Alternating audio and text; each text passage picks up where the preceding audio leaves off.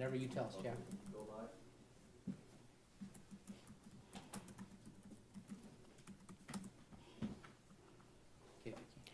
Good evening, Little Rock. Good evening, my fellow board colleagues. Good evening, Little Rock and beyond.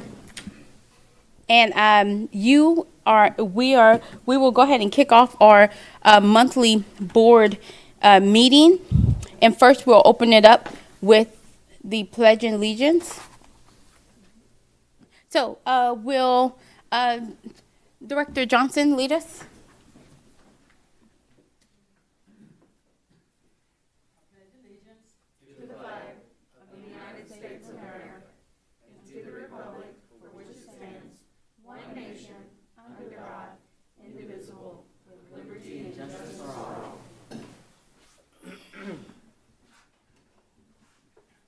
All right. Well, to my colleagues, this marks a year, tomorrow actually, that like we've been in office for one whole year, obviously. And so we have done a lot of heavy lifting. And so I just wanted to offer that up to those that may have not realized we've been in office a year and those that have. I do want, we normally have a moment of expression. So, Leanne, can you give us a couple seconds of inspiration? Well, I don't know. I will just say that as we're celebrating the holidays and whatever way you celebrate, this is a great time to remember what is really important, and those are people, and how lucky and fortunate we are to have the good people here in Little Rock and all the good people that are doing all the good work in our schools. And if you haven't thanked a district employee, this is a great time to thank somebody for all the work they do. So. Right. All right. Also, with that, yes, Director Calloway. Do you mind if I have something to say? You may have the floor. Go ahead.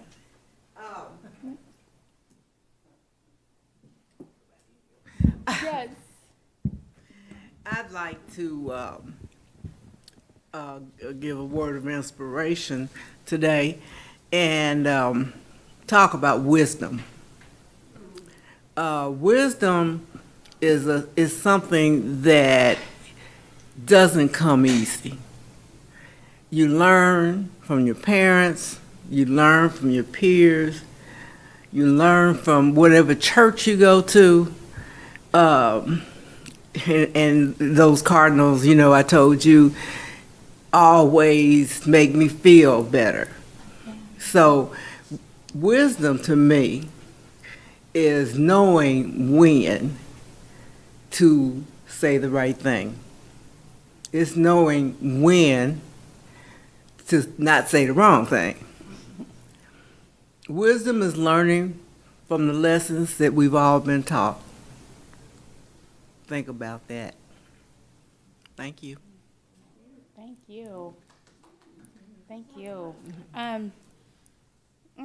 Well, I think that set the tone for, we have a past employee who was promoted to heaven, and she was a longtime media specialist over at Pulaski Heights and at Wilson Elementary.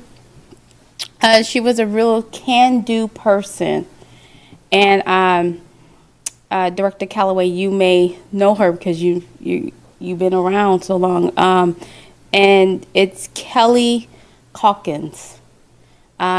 She again, she worked at Pulaski Heights and at Watson Elementary. Wilson. What did I say? Watson. I'm sorry. Wilson Elementary. And so if we could just take a few moments of silence just to remember Ms. Calkins.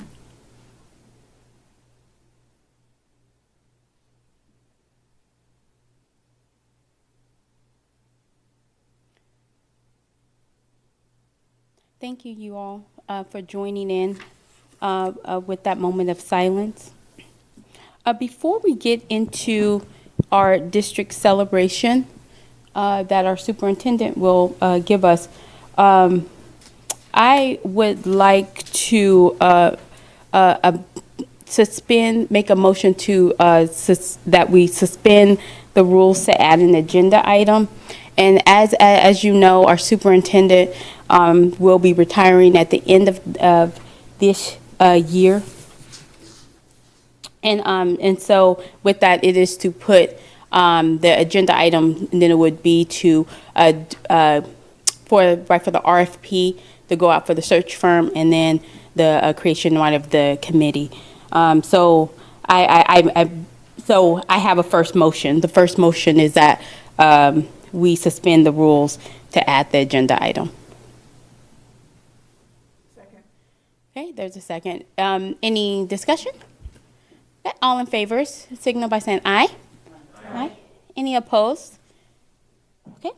And now I move that we add that agenda item that I just said about moving forth with the creation of the RFP and the committee, the committee for the RFP.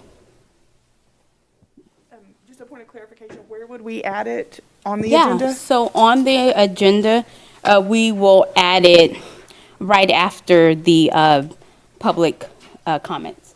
Okay. Second.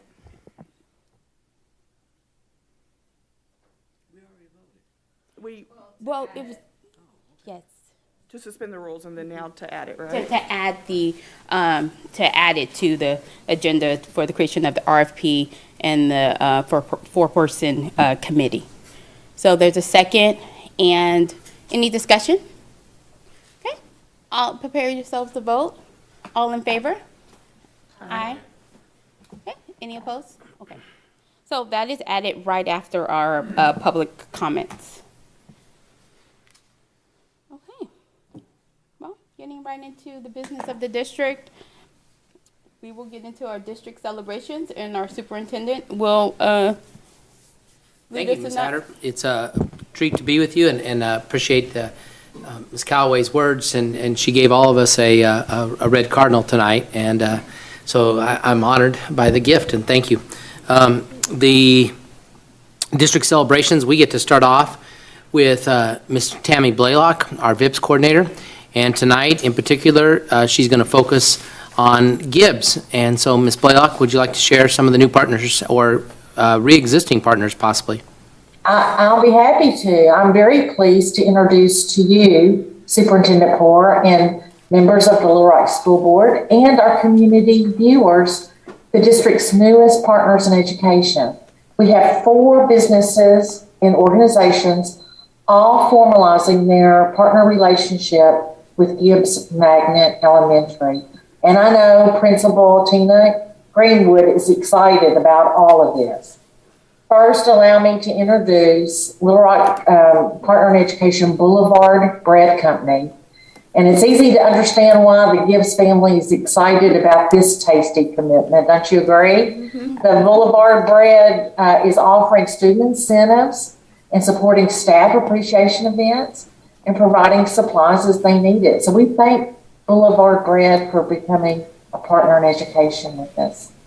Next up is Ben Honecker Law. I'm pleased to share that Mr. Honecker has been supporting the Gibbs Magnet Chess Club. You know, what a lovely way to teach children through a fun and enrichment activity. And I have to say, y'all, we have so many schools that are actively looking for chess club volunteers and sponsors. So any of you out there tonight, if you would like to join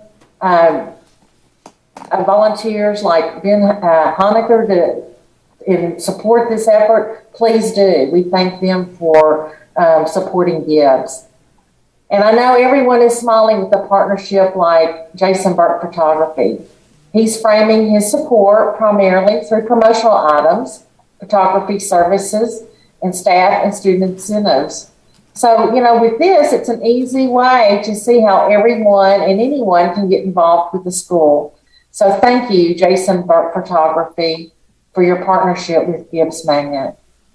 And last but not least, we want to welcome Tau Chapter of Zeta Phi Beta Sorority, Inc.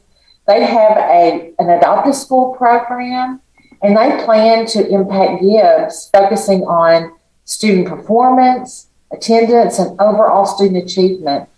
And really, who better to do this than successful Philander Smith student role models, right?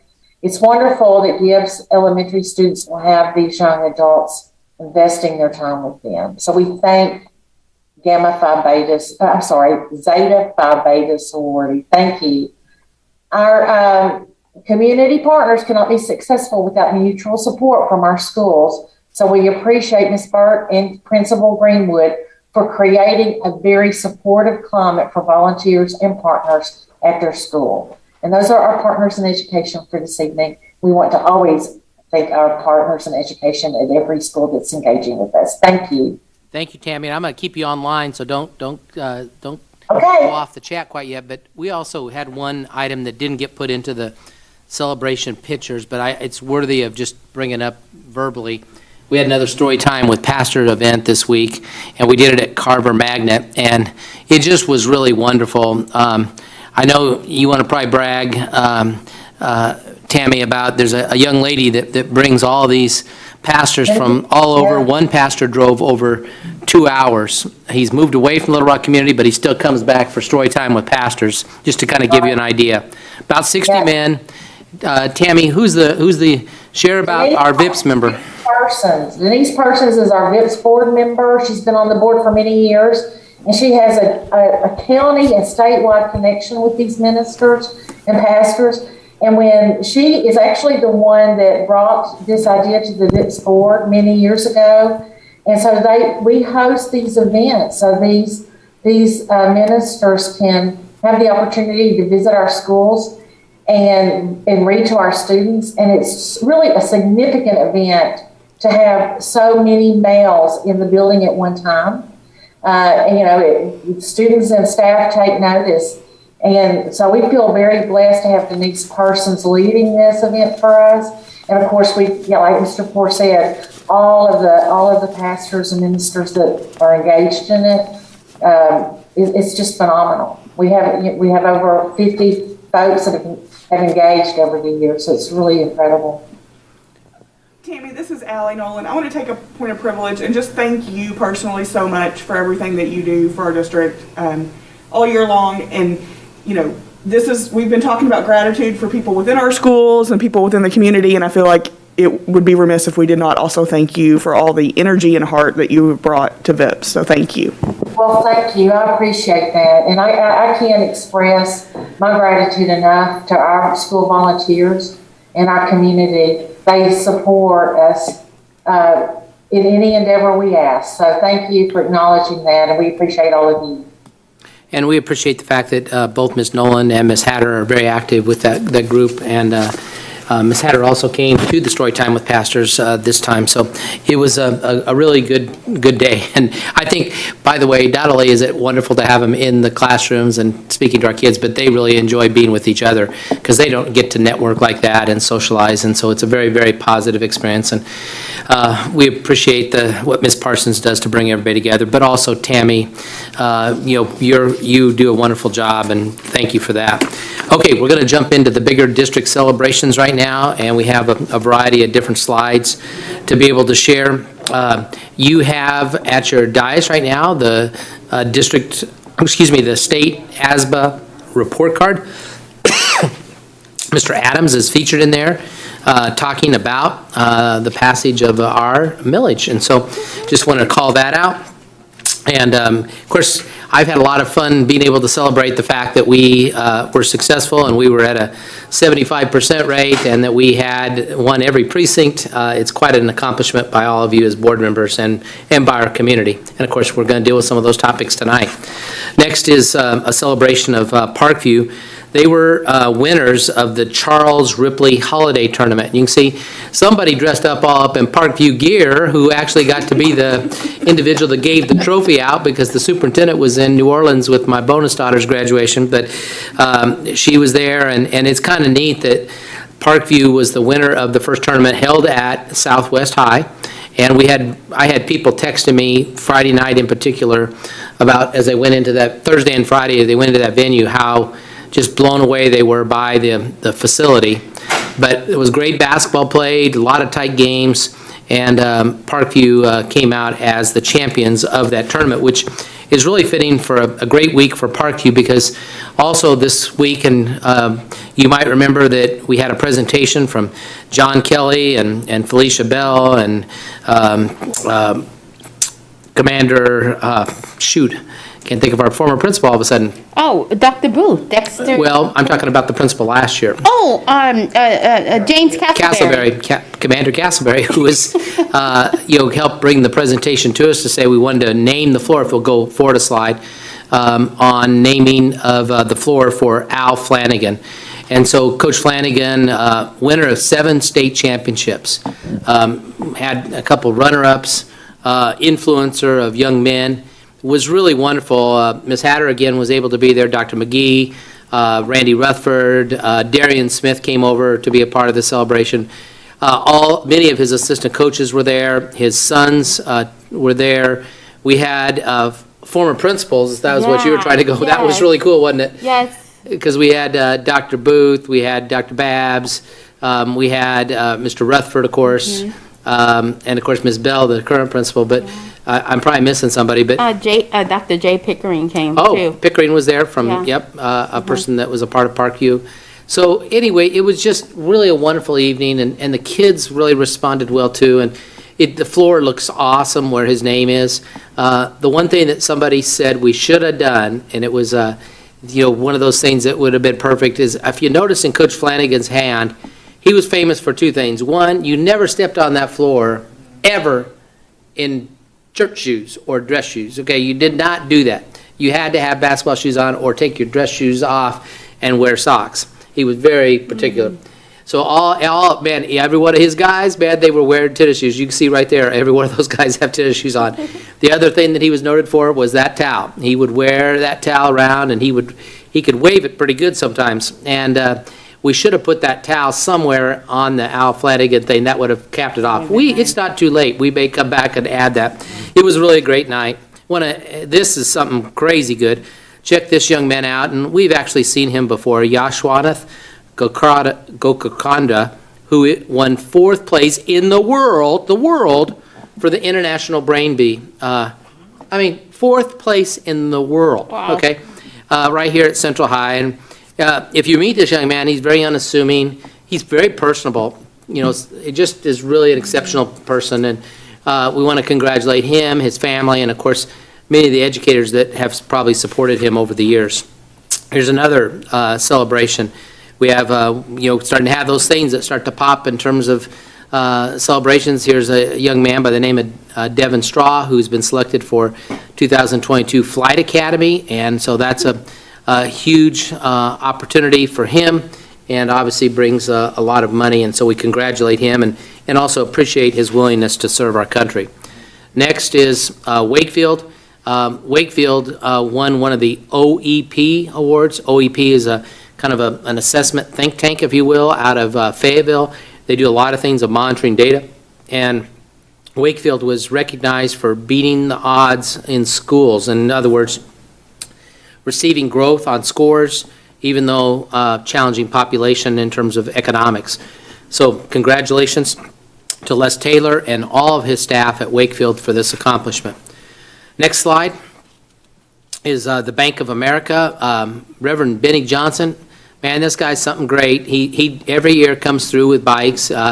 We get great support from Bank of America, who always is willing to pitch in with Reverend Johnson to get bikes in the hands of kids. This year they went to students at Romine and Wakefield.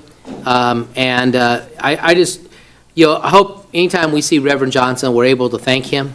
He really cares deeply about this community, about kids, and we're grateful to have him be such a great partner in the Little Rock School District and always coming through at the Christmas time for young people. Next up is, this is a slide that they snuck in on me. Pam actually texts, so she's watching, and I didn't know that this got added in, but here is that story time for pastors thing. You can see at the very bottom right, this year, we kind of did something special for them and got them caps. They really like that. But some wonderful things for what happened at Carver, and we appreciate Principal Woodley's efforts too for having the site all ready, and it just was a really special morning. So next slide, talk about special mornings. We had one this morning. Director Nolan and Director Hatter both joined me at first at Washington Elementary, then we went to Bale. The pictures we have here at Bale, we weren't quite as prepared as we needed to be for some of the pictures at Washington, but a really good example. This is actually I believe the 7th year that this program of Operation Warm Coat has been in place, and it's a unique partnership where the Little Rock Firefighters Union, they raise money and give money off of their own checks to help buy these coats. Energy helps offset some of that then, and every child at both Washington and at Bale, thank you, at Bale, got a coat today. And so you can see a young lady here that Ms. Hatter, and obviously you see Director Adcock from the city. We had Charles Blake there today, Representative Innett, and the energy folks and the firefighters, Chief Hubbard there.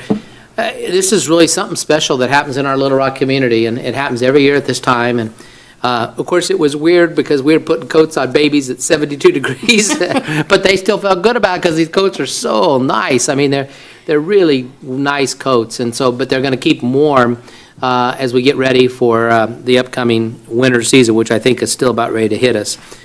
Next slide is a legend of a woman who is retiring here at Christmas, and this is Miss Nona Whitaker, and this is a little bit of a commercial for Miss Whitaker.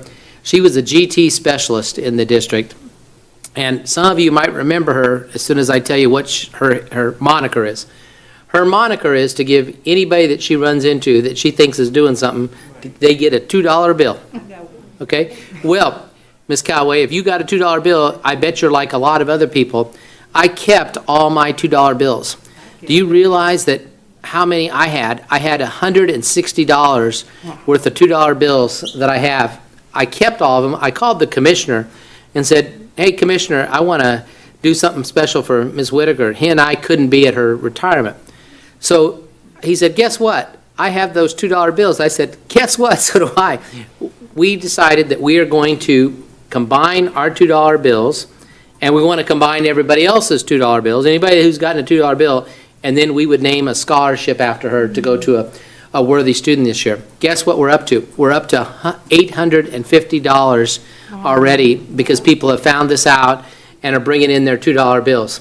What's crazy about it is she showed up at my office on Monday. Again, I'm out, gave me this big, huge thank you card for the video tribute the commissioner and I did. And guess what was inside of it? $2 bill? 4 $2 bills. And so I got more to give to the kitty. But we just want to encourage people. I think it'll be a really neat thing to give an honor, a scholarship for a student. And we wish Ms. Whitaker well in her retirement. So, Ms. Hatter, that would close up all of the celebrations for this evening. Can I add a celebration? Yes, ma'am. Can y'all hear me? Okay, well, I just wanted to shout out Tendaji. Today they did their Gift a Child event where all the students got to create their own wish list and literally got everything that they wanted on their list. And they were all students from the Little Rock School District, so I just wanted to shout them out for the good deeds that they're doing. It was a beautiful situation. The kids got things all the way from tablets, clothes, toys, and bikes. So shout out to Tendaji and Program Impact under the direction of Sheila Hayes. Thank you. Well, guess what? That's perfect because, you know, I was going to try to, as soon as Ms. Hatter said. I was going to say district- something about, were you going to talk about? Well, I got something else to say. Oh. You want me to say something? Okay, I'm going to say something. So here's what I'm going to say is, guess what? Ms. Hatter brought up the fact that it's your 1-year anniversary. Now, members of the community don't know, but we all have a little break room back here where the food is, and we created it so it looks like they just had their 1-year birth. Okay, so we have 1-year celebration, the streamers, and we got little things going on. But that's not it, is it, Mr. Bailey? Okay, Chief Deputy, open the door. Open the door. What's behind the door? I like that. Oh, and look, there's even fire, sparklers. That's because we're a fiery board. Oh, that is so cute. I nominate.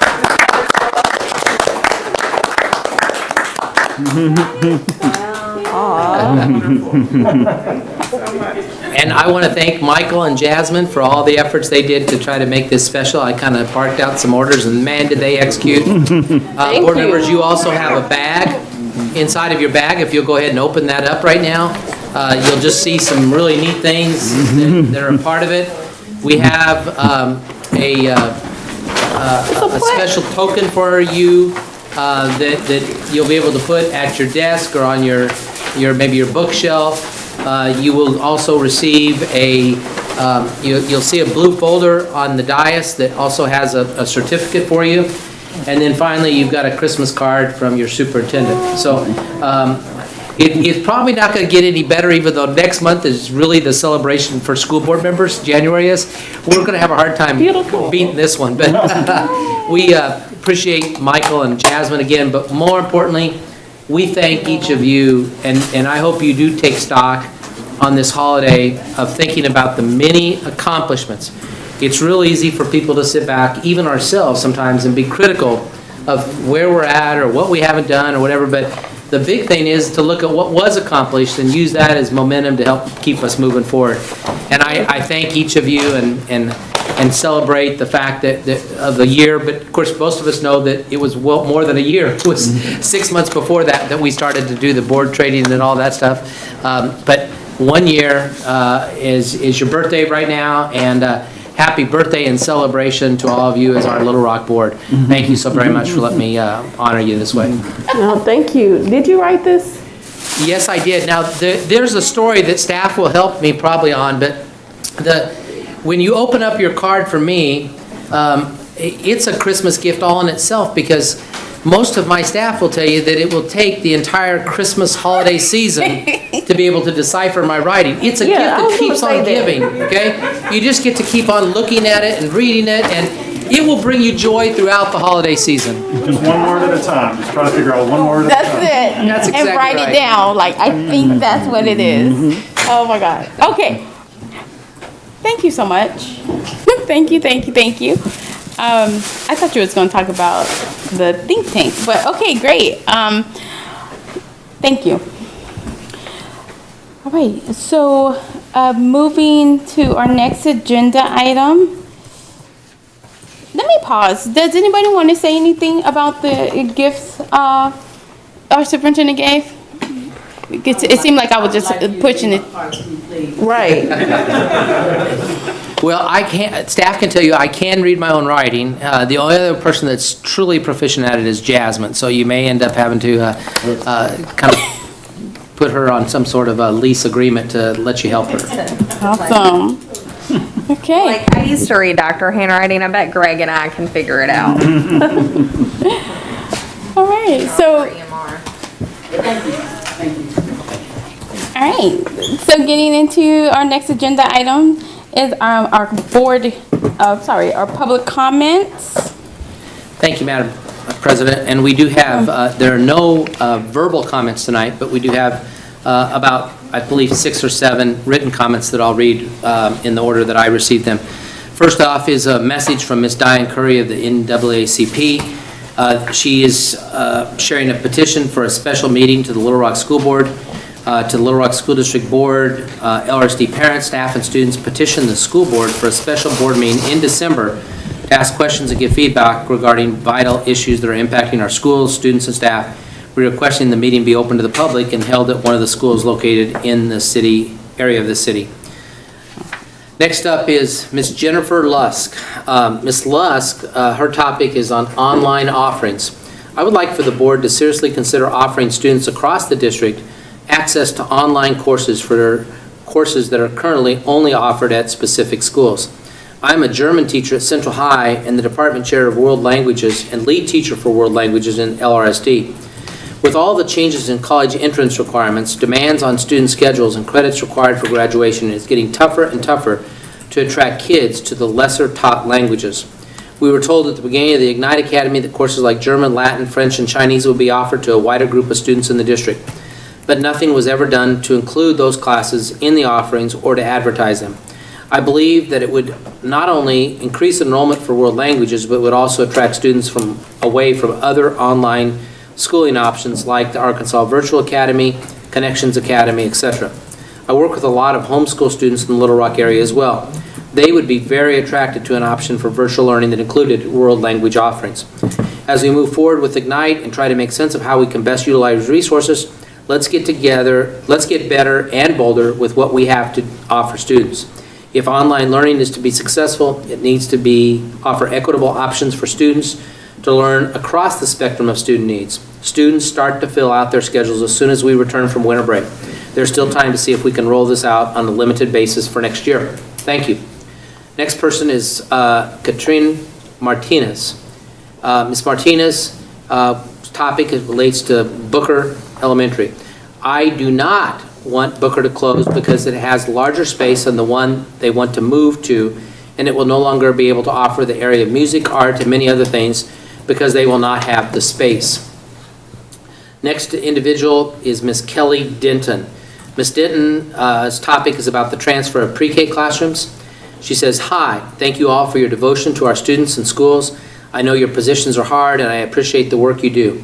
I would like to note my opposition for the transfer of pre-K classrooms out of Jefferson. I currently have a son in this program and has proven time and time again to be a great asset to our neighborhood.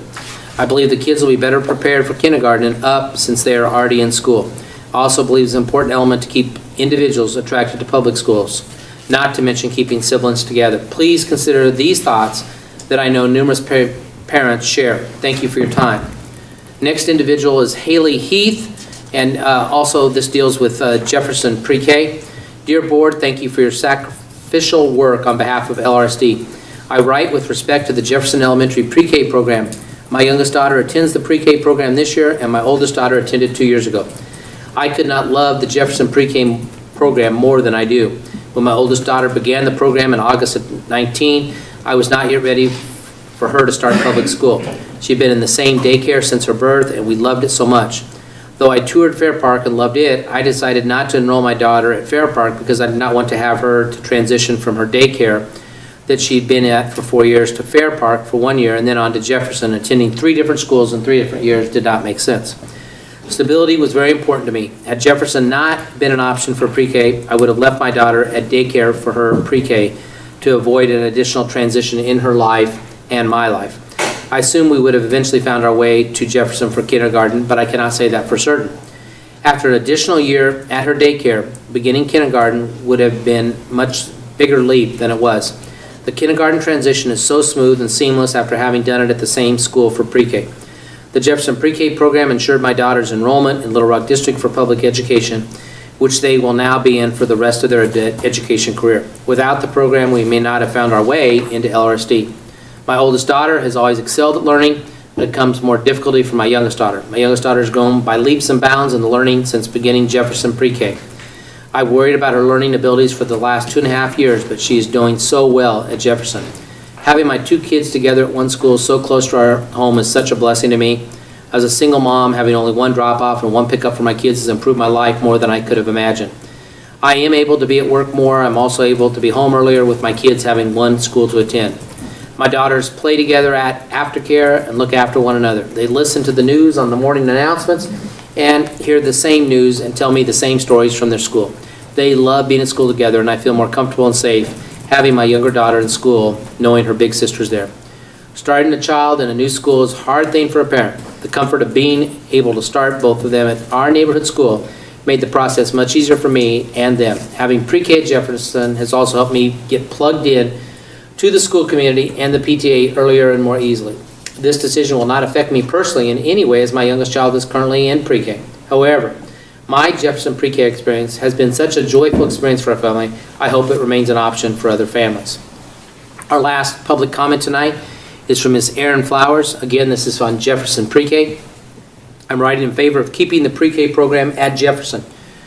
Jefferson is one of the best elementary schools in LRSD, and I'm not sure why we wouldn't want a pre-K program there. Families who may be on the fence about enrolling in LRSD could be more likely to enroll knowing their child could be at Jefferson for pre-K through 5th. If anything, the district needs to be doing a better job of advertising this wonderful program at the school, not eliminating it. As a parent of children who have attended pre-K at Jefferson and are still enrolled in LRSD, I absolutely recommend keeping the program here. Thank you for your time and consideration. And Madam Chair, that's it for the public comments.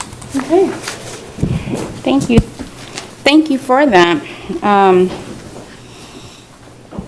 Next up, we will have the vote on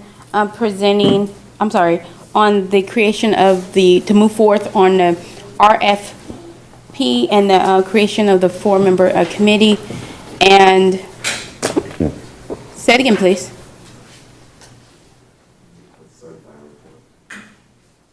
We're doing that after. That was not where they put it. Okay. And so with this is just this is a motion to write, a vote, right, to move forward, and so the district is able to start the process, and we can start the process on creating that RFP. So with that, the motion is to allow the district for us to move forward to start the RFP, and then have a committee ready to vet those firms, and so we can bring it back right to the board. So that is the motion. Could you repeat it one more time? To create the RFP and the subcommittee for vetting purposes only of the firms. Okay. Do we need a second? Yeah, we do need a second. I'll second that. Okay. Any? Can I just add one thing? I Sure. think Did I one skip maybe something? modification on the wording is that I would recommend that you're tasking the administration to move forward on an RFP. And then there'll be a committee to vet it. So I'm just adding the word to make it so that the administration is given that. Pass. Mhm. Yes, thank you. Okay. Yes, sir. Thank you, Ms. Hatter. Just for clarity, the committee who will vet it, can you say some more about that committee? Yeah, it will be, the committee will be made up of board members, and that is to narrow down all of the firms and then bring it back to the board. Thank you. So how will Okay, the all committee prepared be to, picked? I'm sorry? How will the committees be picked? The committee be picked? It will be by appointment. Who's going to appoint? I don't know until we vote. Okay, so I think I understand, but I'm just going to make sure that I understand. So we would be directing the administration to move forward with developing to go ahead and send those out. I mean, that wouldn't come back before us, but then at some point the responses would come in, a committee would vet them and bring options for search firms to the entire board to choose a firm. Is that correct? Correct. All right, so all in favor, ready to vote? Prepare yourselves. All in favor, signal by saying aye. Aye. Any opposed? Okay, 9-0. And just to make sure, Mr. Hutchinson, did you get both the motion and the second on this one? Yes, I did. Okay, thank you. Got it.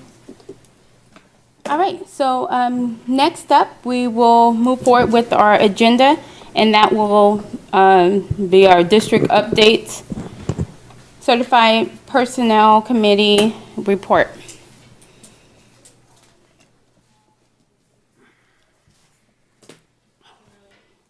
Okay, moving on to our classified. Is Miss Austin is here, I think. No one's here? She didn't show? Okay, well, we will continue on to our roundtable, our principals roundtable.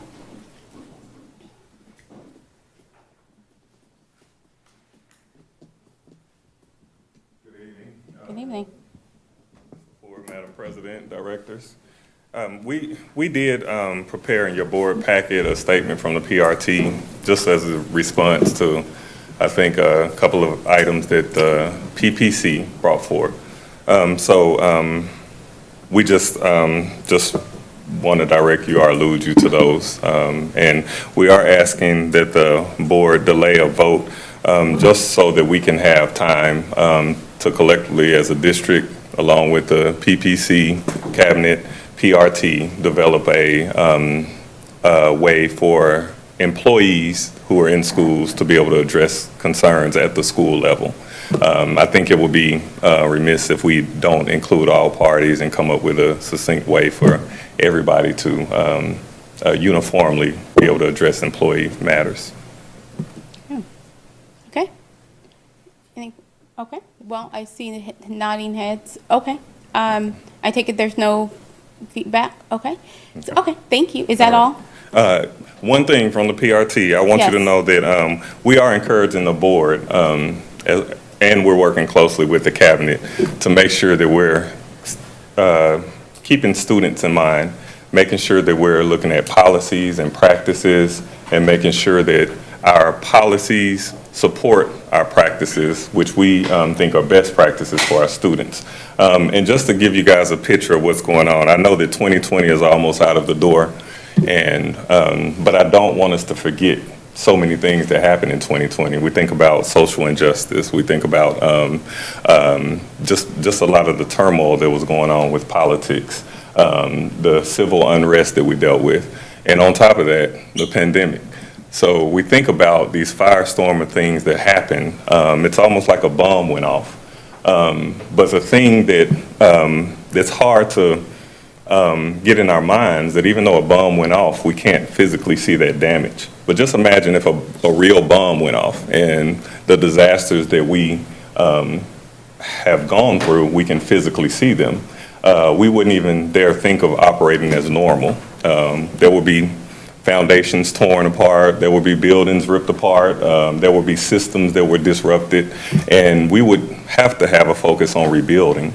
But since this bomb was semi-invisible, we're trying to operate sometimes at a degree of normalcy that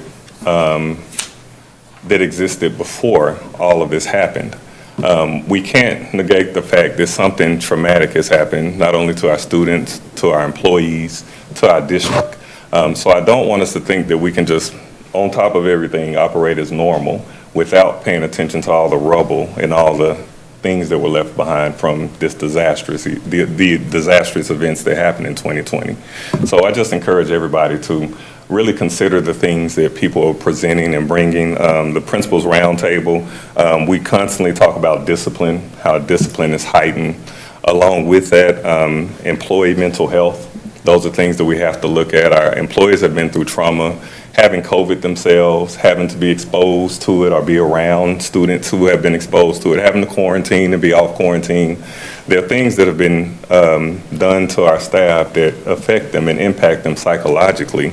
And if we don't pay attention to mental health, from the student to the staff to even administrators, then we're overlooking and we're missing something that's vitally important to the success of our district. So I do, as we go into the new year, I want to make sure that we focus on not trying to set structures on a faulty foundation, but focus more on rebuilding, restructuring, redesigning a district that's more appropriate for the time that we're living in. Thank you so much. Any questions, comments? No. Okay. Yeah. Thank you. Very much so. Please pass along our thanks to the principals for all the work that y'all have been doing this year. I will do. Thank you. Okay.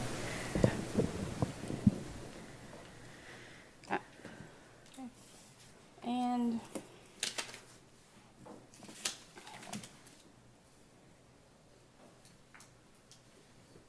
right, so moving forward with the consent agenda items,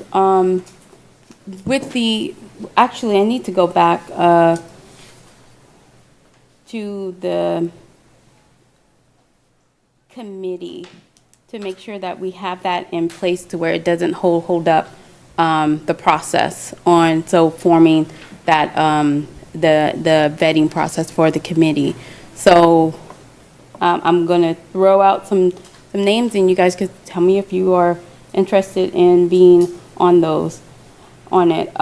Mason, Director Mason. Yes. Okay, Director Adams and Director Woods. How many meetings? Oh my God, hopefully not many. I mean, hopefully. Yes, I guess. Yes. Okay, so we're gonna walk this thing together, and then I'll serve on it as well. So, and so that won't take place until after you guys after the district does the process, and then all that come back, and that won't be until after the new year sometime. So, just to keep things moving, so we are able to compete to get the best and the brightest chief educator around. So, okay. I just had to think about that. I was moving too fast. Okay, moving on. The consent agenda. Okay. We're moved on. No, One second. The consent agenda, this is right where we will, it's an action. And so are you guys prepared to move forward on the consent agendas No, and approve? I had a question. Is it go ahead. Now, you just established a committee for the hiring process? No, it is for the firms. Yeah, that's what I meant. Mm-hmm, correct. Now, you only ask certain people. Is there a reason? I want to be a part of it. Yeah, so it was just for the vetting process, and so it's not the Well, I would like to be a part of it, is what I'm saying. Okay, so it's a 4-person committee, just so we could move it. Now, where did 4 come from? Is that in the rule book?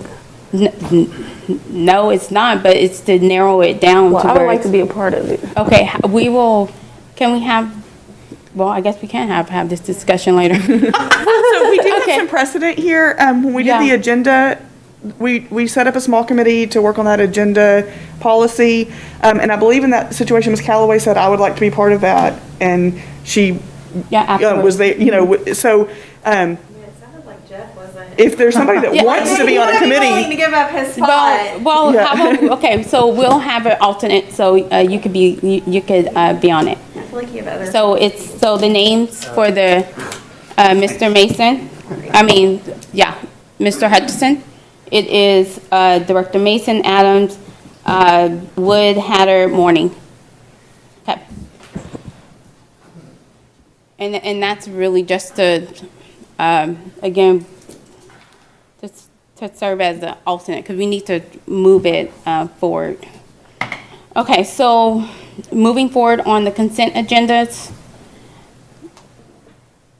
we have those items, so I would entertain a motion for the consent. Anyone? Or I could do it. I move that the Little Rock School Board approve the consent agenda items in our packet as the donation of property, the minutes from the November 2021 meeting, and the personnel changes as recommended by the administration. I have a small point of discussion. Oh, go ahead on these items. But go ahead. We added someone to the committee, but we made the motion for a 4-person committee. So, but that's Yeah. fine. I said an alternate just in case, but that just came back. to me. Technically, any meeting is public, and Yeah. you can't keep a board member from showing up to it. I mean, that's not the so point. if she wants to come, That wasn't the point or the issue. I was just going back to what the original motion was. Okay. Well, I just I'm have, just making a point of reference. One second. Yes, ma'am. Just to move forward with our, is your. this is about the consent agenda items. Okay. I just wanted to, every time we have something on here about personnel changes, it kind of hurts my heart, especially when we have teachers leaving and resigning. And so I just want to reiterate the need for an exit interview or exit survey process where we can really find out what's going on when we have teachers leaving.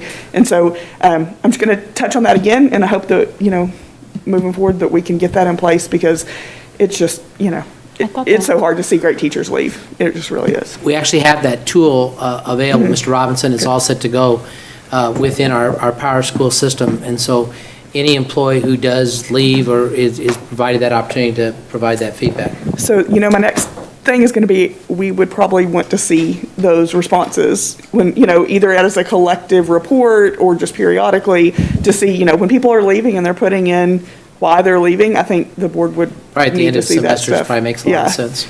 To be able to review those. Thank you. Okay. Can we get a motion on the floor? One second. We have the motion in a second. I'm just trying to follow along. Okay, go ahead, Director Callaway. Just trying to make sure that we're following the process. Go. Director Callaway. I'm against that, the exit interview. I'm against that. Having worked in the education field, I don't think it's our business. I really don't. Like, if I decide that I'm going to retire or I'm going to leave, I'll write you a nice note. I don't think we should require teachers to do that. I think that's reaching. By all means, they would not be required, but I think we should give people an opportunity if they have something that has. I don't even think you need to even offer that, because if they want to write you a note, they will. Okay. Well, I mean, I'm going to stand where I am on this just because I feel like as an organization, it's always good to know why you are losing good people. And so providing that opportunity would be helpful for us. But I do understand and take your point that no one can be required to do that at all. All right. Any further discussion on consent items?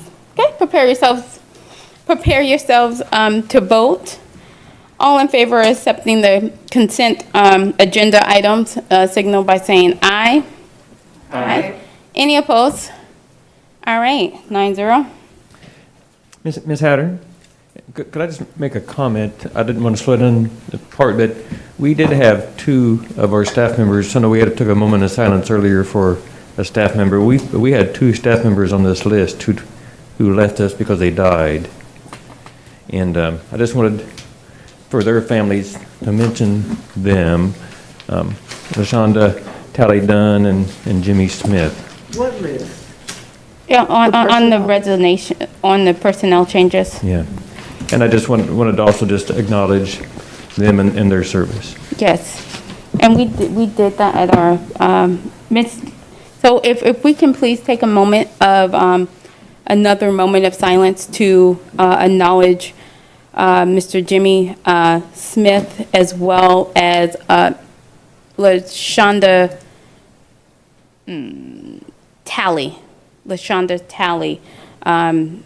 as white as they were promoted on.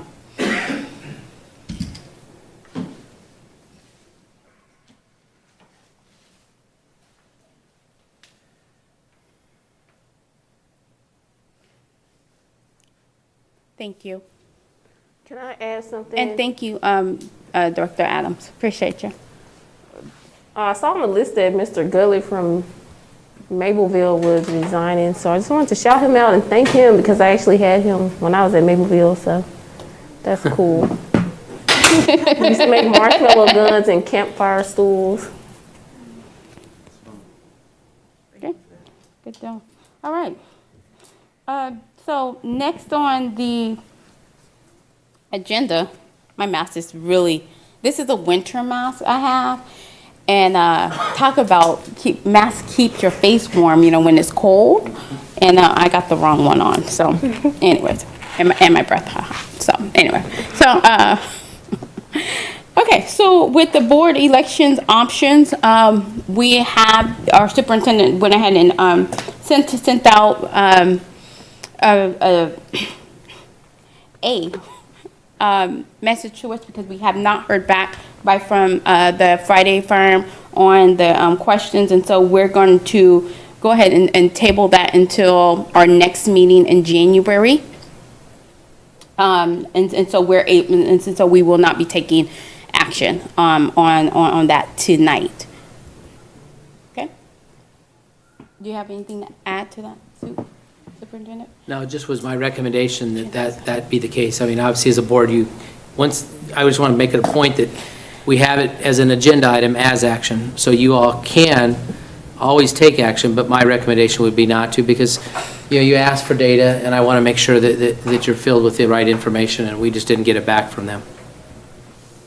Madam Yes, Chair, sir. I think that the most appropriate thing to do would be to take a motion regarding tabling it until the January meeting. Yes, sir. So would you like to make that motion, Director? Sure.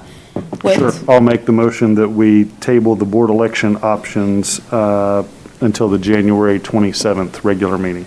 Okay. Is there a second? I'll second. Okay. Any discussion? Prepare yourself to vote.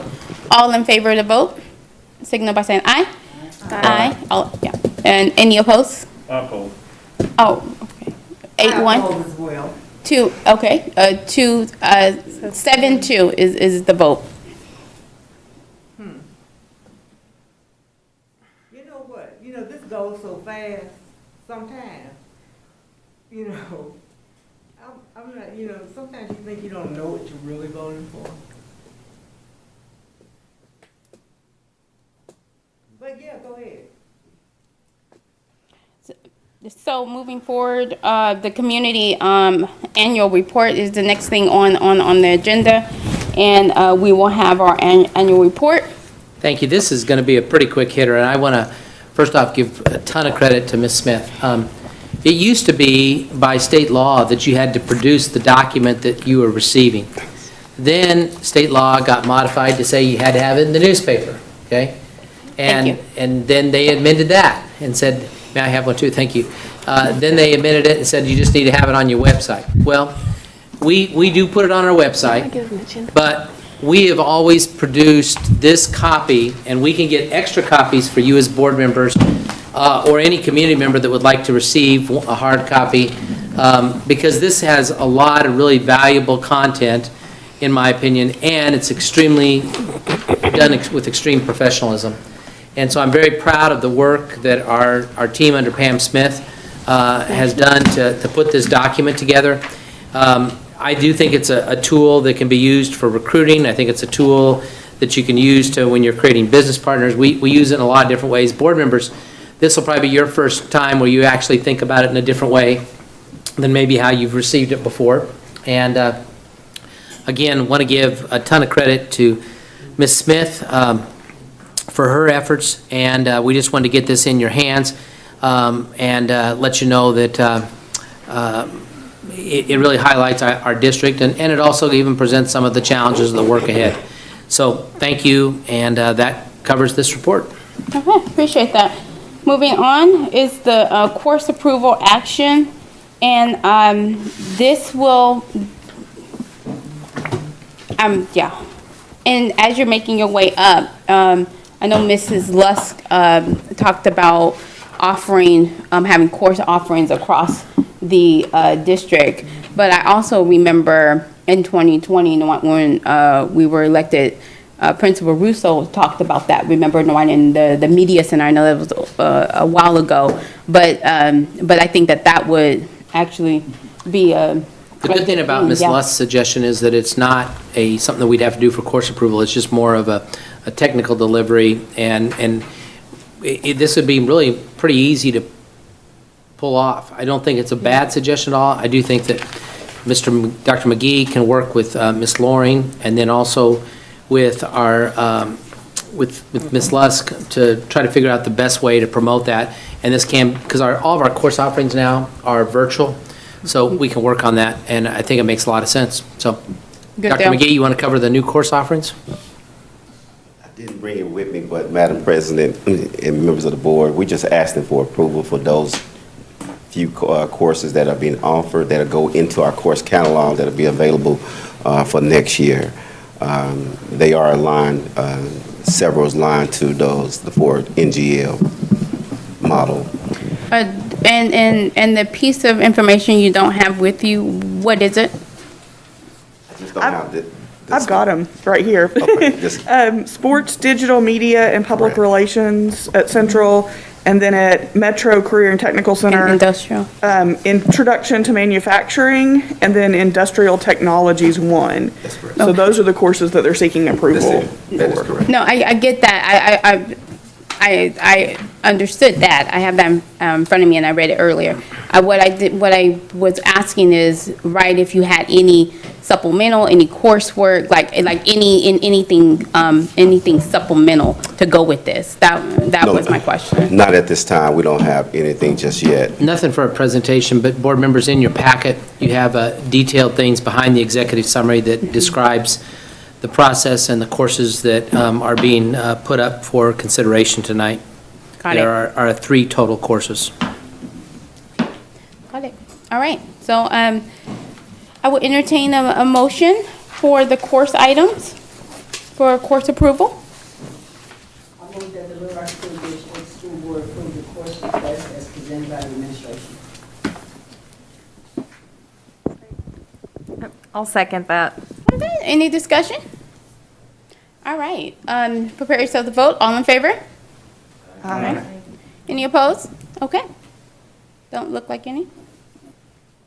Moving forward, ready for learning COVID leave, and you've mentioned something about this as well. Thank you, Madam President, members of the board. We're just asking for approval to extend the current COVID leave that expires at the end of this month, to extend it to our regular board meeting, January 27th, where we'll bring back another recommendation. All right. I will entertain a motion. Madam Chairman, I move that the LRSD School Board approve the COVID-19 sick leave addendum, extending the leave through January 27, 22. Any discussion? Prepares to vote. All in favor? Signal by saying aye. Aye. Any opposed? Okay, 9-0.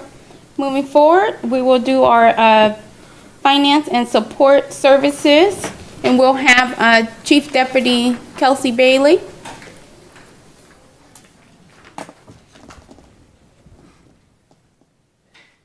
Madam Chair and Board, I don't think he's used to your pace tonight. That's and, right. I applaud each of you for that pace, but I'm telling you, Chief Deputy is on his way. Yeah. It's all about getting to speedy meetings. Cut the cake for us back there. Yeah. We're trying to get into those speedy meetings, especially when we don't have to have long ones. Okay? It's delicious. I wonder what type of cake that is. Do you think it's vanilla? Or like white chocolate? Like that It looks like it's got wedding something white in the middle. cake. If it makes a difference on the meetings, I move we have a cake next month. You know, or maybe put in an end time at the meetings. That could be, that might move us faster too. All right. So, with that, well, I don't see anything quick on the agenda. Our attorney, go ahead. I think I can be quick. Come on up. Here he comes. Let's stick with what. Let's I was stick like, with. his office is that Stick with our far. agenda. I was trying to get some upload on my computer. Oh, do you need a moment? I do need. Okay, come on, Attorney Walker. Where are we going with you? I was just going to suggest doing the policy real quick. Oh, yeah, let's do it. The 2 PPC policies, there wasn't any discussion. The PRT requested tabling, and I guess I would support that suggestion Okay, for those 2 items.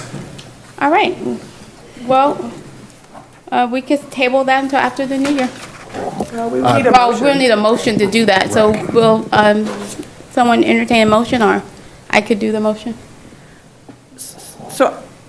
So I would say, I honestly am comfortable moving forward with at least one of these tonight. I'm also not totally opposed to tabling if y'all feel strongly about it, but I just, I wanted to throw that out there, that it's not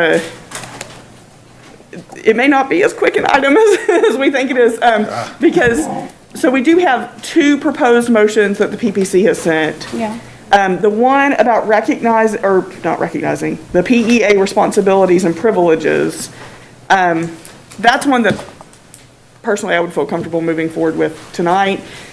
I would suggest maybe tabling the continuous improvement committee one, simply because I feel like maybe asking Mr. Poor and his staff to bring the PPC and the principals roundtable together and see if there is a way to come up with one that they both agree on, and work out some of those points of difference there. But at least for that first one, I'm not sure if we need to table it, but if you all want to. I was under the impression they had concerns with both of them from, so. They do. Okay, that's what I thought. And so how about we just table it and we can bring it all together because they have submitted it, and then, and so we could do it as one swipe. So I'll entertain a motion for that, for tabling. I so move. Okay, so we have a motion on the table to table the two items, and we need a second. Second. Okay, prepare yourselves to vote. All in favor? Aye? Aye. Okay, so 9-0. All right, attorney? Okay, the next item was the section 1.14, the meeting agenda. Oh, yeah. What we ultimately did with this one, I had not gotten, I went with the original first draft, with the exception of, that had the 8 calendar days, with the exception of adding Ms. Calloway's suggestion of the word calendar days instead of just days, which was in the original policy. The other edit is down further when we were talking about patrons. I added calendar days, the same language that's in paragraph 1, just to make it consistent policy-wise. But this was I guess the original first draft of the committee. Well, the original first draft, as I understood it from the committee, based on Ms. Nolan's notes, the suggestions, I don't think we got to the point where we decided if that number of days should change, at least as a body. So it's now presented to you all for any potential action. Okay, and legally that number was 5, so is it 5 days? It was 8 days. Yeah. It's 5. It was 8 calendar days before the agenda meeting. I think the committee's discussion was that was the day before the board president and the superintendent met to discuss the agenda. So so legal, well, okay, either way, however the board want to do it. 5 is what the law says, but. It does, that's correct. Yeah. That's correct. Okay. I have a question. Sure. About that, about the 8 days. Could someone involved in that process explain the necessity of 8 calendar days ahead of the agenda meeting? And the reason I ask is I have a little bit of concern about the fact that wouldn't that be roughly 1 week, or would it be 2 weeks after a regular meeting? Yeah, it'd be the following week. Because it's the next week.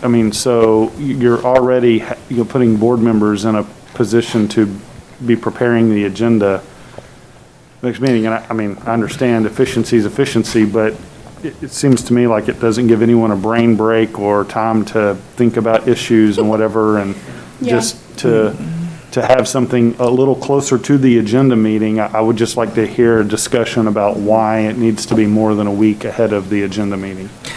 Mr. Wood, 8 days I felt were too many. And when 8 days came up, I was kind of surprised because I missed that. But when I did add calendar days, I was thinking in terms of 5 days, because that's what we have to do legally. I think 8 days is too many, but that's my opinion. And I was only one person on that committee. As someone else who's on the committee, I'll just say, I have absolutely no preference on how many days it is. I think we just need to designate how many days it is. And I believe the discussion that came up was the fact that making it 8 days allows those requests to come in before the board president and the superintendent meet to set the agenda. Then there's a process that takes place after that where you can either bring it up during the agenda meeting, or you can make a motion to suspend the rules and add it to the agenda at the regular meeting. So there are still options, but in terms of what we want, in terms of like the process and how it should ideally work, it seemed to make sense to have the requests come in from board members before the board president and the superintendent sit down monthly to make the agenda, to meet. So that's where that came from. I do not have strong feelings about sticking with 8 days.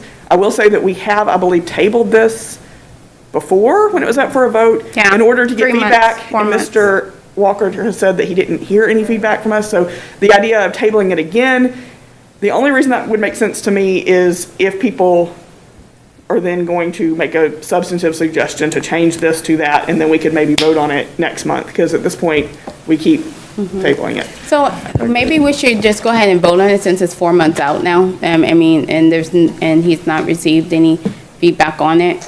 Now, we could easily go back to what the law says, which is 5 days.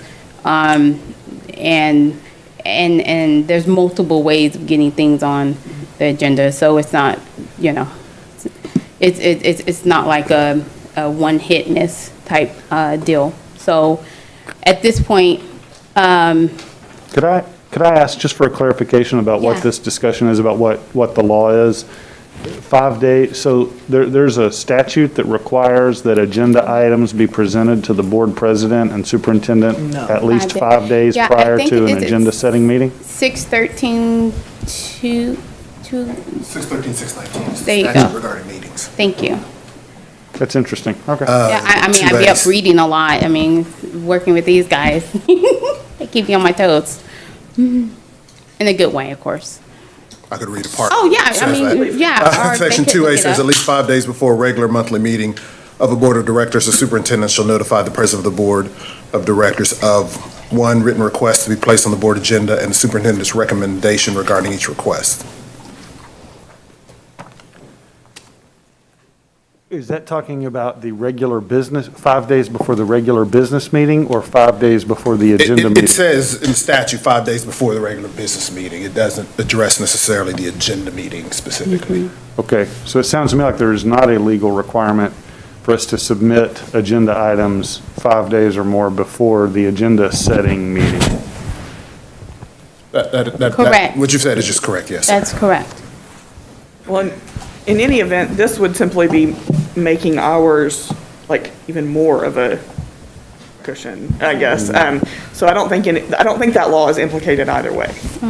If we're talking about any deadline that comes before an agenda meeting, it's not going to interfere with that. That's correct. And originally, we were just supposed to add the time, because that's why when someone, Director Johnson read the policy and the time frame is what was missing, and that's all we were supposed to have came up with was the time frame. So, given that it's been 4 months now or more, I think we could either move on this because it's a policy, so it can always be amended,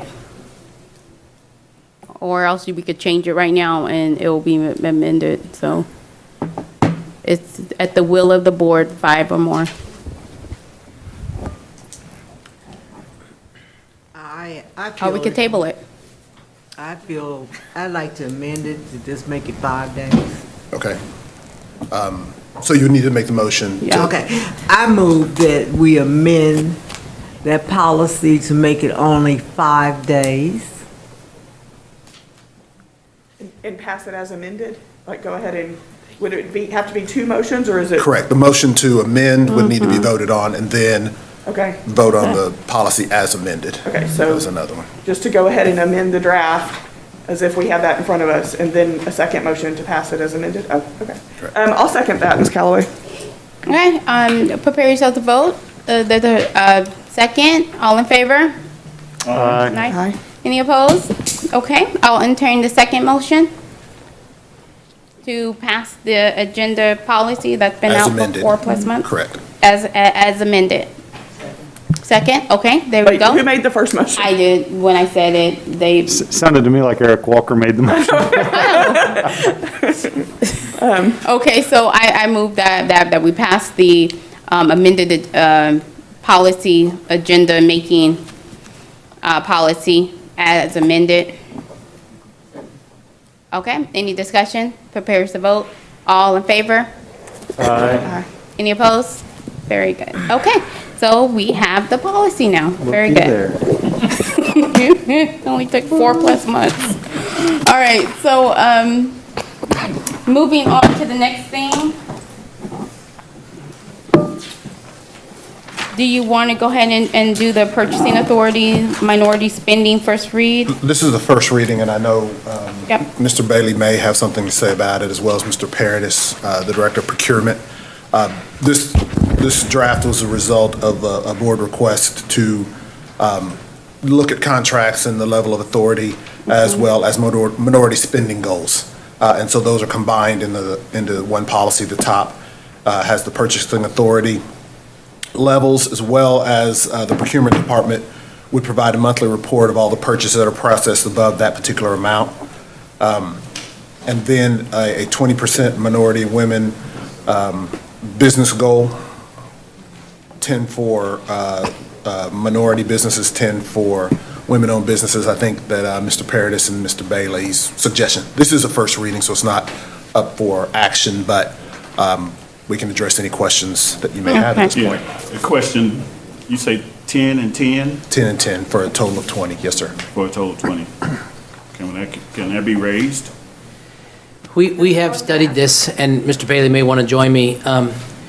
You know, the number of contractors that can do the level of work that we have on contracts that are large amounts, there are very few that have that ability to bond for that number. So, you know, this was, you know, us looking at a variety of things in the state, in the city, and looking at where we're at with, you know, other urban type environments. So what I would share is, like, when we talk to the city of Little Rock, they're aspirational on their goals.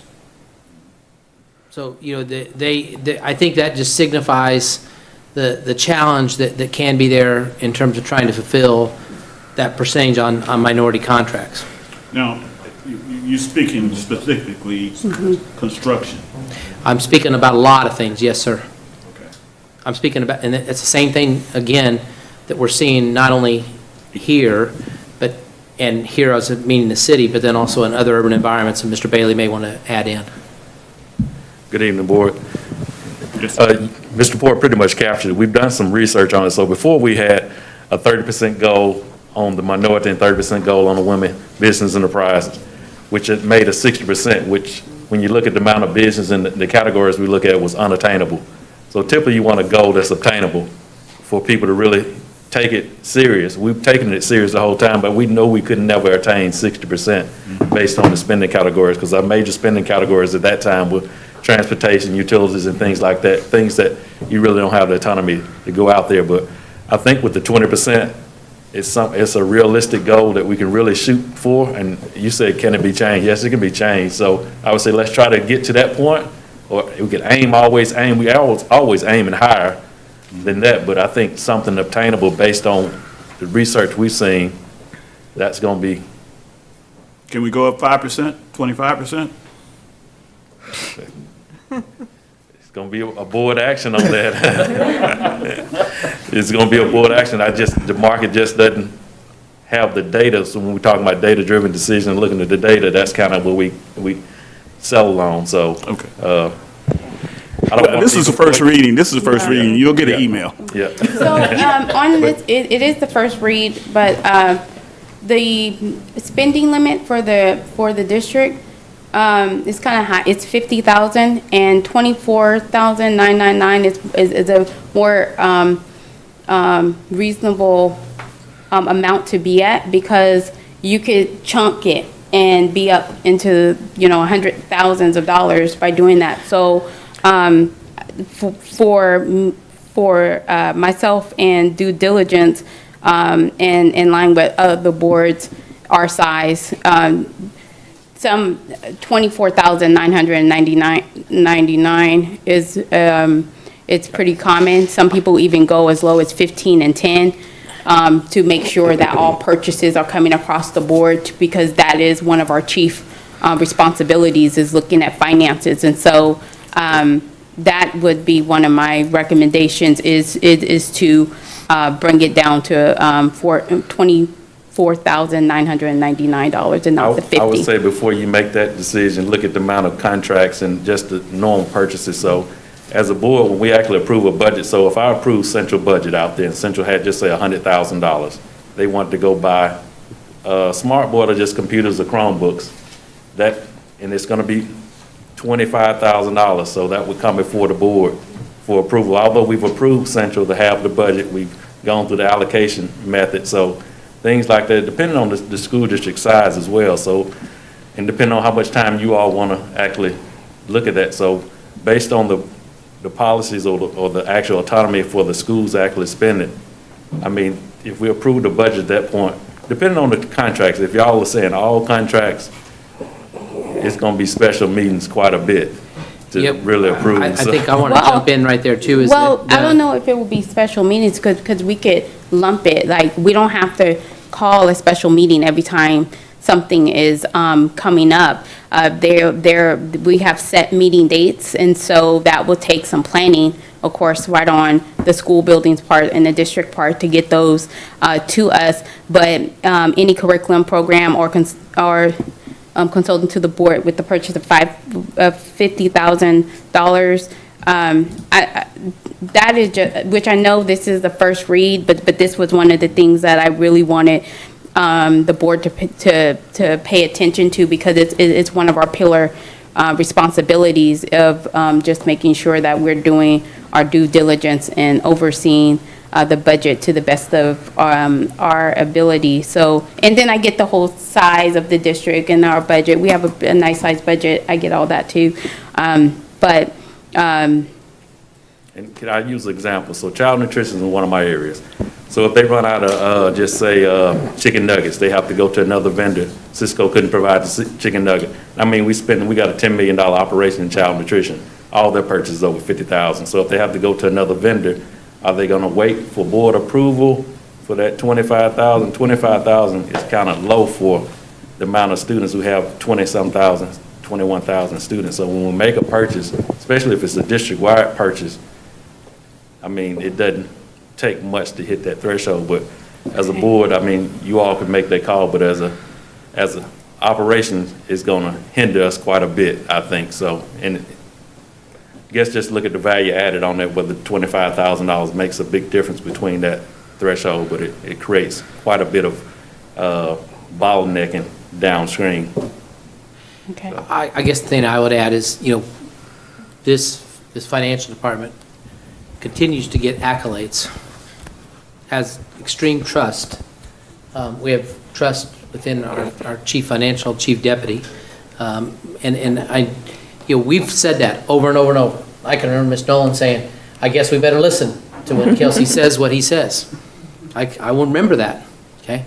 And this is actually different than what's been previously in place, okay? So we are trying to come forward with something, hearing what you want to do, but understand, you better be really careful with what you're asking for, because you're talking, when we talk about contracts in that $25,000 range and higher, we might just be ready to sign up for one more meeting every month, just to deal with making sure finance is going to be in all 3 meetings, okay?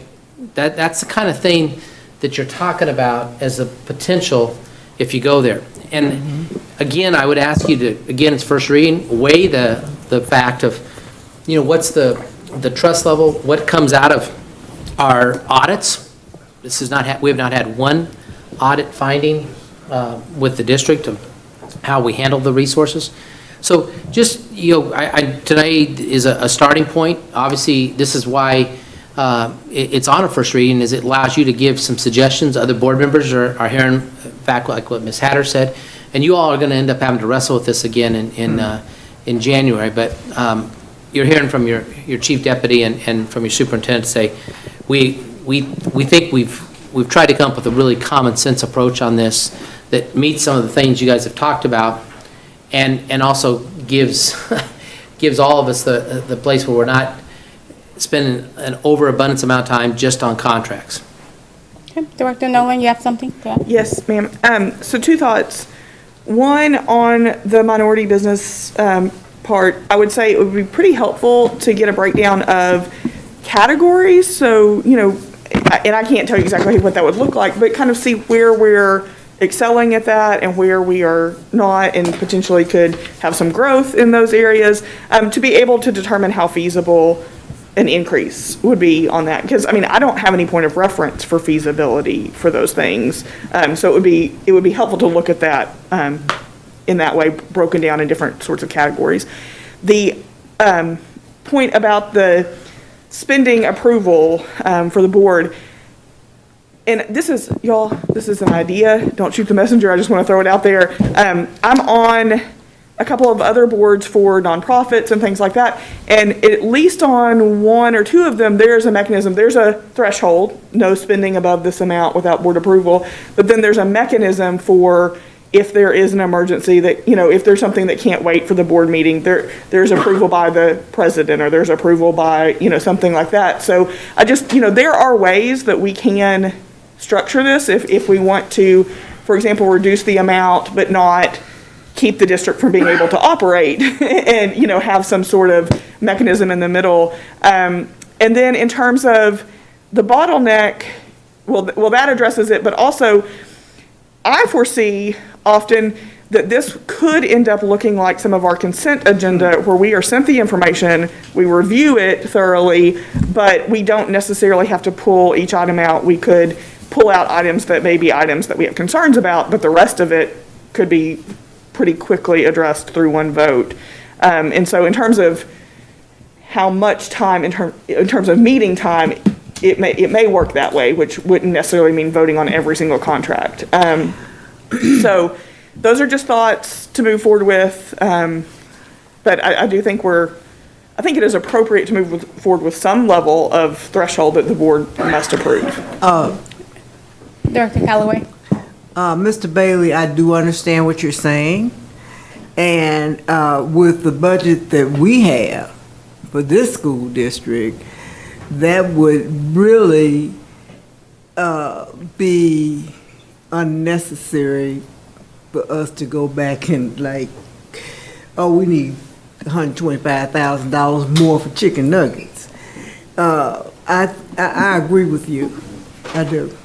Well, it wouldn't be they requesting, that might have been the wrong one, because I'm looking at number 4 here, and I had Attorney Walker kind of clarify. So y'all are basically looking at number 1, any curriculum program or consultant to the board with a purchase price of $50,000 or more, right? So Right. it's a consultant. Well, it's for it just the spending per purchase by alone, you know, the purchasing authority. And of course, this is the first read, so I can send you an email on it. And then 2, just want to make sure that we are doing our due diligence, and it's not about trust, but it is about verification and research and making sure that we're doing our due diligence and, you know, doing the job that we was hired to do. But I get the fact that we have a large budget, but there's districts across the country that have a larger budget, and then they still have what is considered a low threshold when you look at the entire budget as a whole. But I just wanted to bring that up. I didn't want to belabor the point, since this is only the first read, and we could send you some emails with our thoughts. So as y'all look through that, make sure y'all look at each one of those, because you got 1, 2, 3, 4 on different categories, and then it had a statement where procurement provide a monthly report to the board on all purchase process over that amount. So that didn't actually require approval, but I know curriculum, and only approval we had in place by the board before, no, this didn't make any difference to you, but just for historical was consultants over 25,000. So that was to make sure consultants were vetted, and that you just didn't bring in Mr. Joe from down the street to do consultant work, and the board put that in place to make sure. And we actually have a methodology behind it now, so it goes through a committee, is vetted. I mean, it's yeses and nos to make sure that, you know, the consultant is qualified and things like that. But that was the only portion that really was from the board. But I know things can change here, so as y'all look through here, just make the notes that are necessary. When I'm talking about bottleneck, and it's not about trust on me, because y'all need to verify and keep me accountable and everybody accountable, but when we're at the school level and they only have one secretary that's doing attendance, bookkeeping, sometimes part-time nurse, we just don't want it to bottleneck where it affects the actual school part. So that's what I'm talking about, the bottleneck, not from the support side. Got it. Okay. Do you want to roll into your piece of it? Or Attorney Walker, have you finished? I have finished, I was getting the Okay. materials. Okay. Thank you so much, Attorney.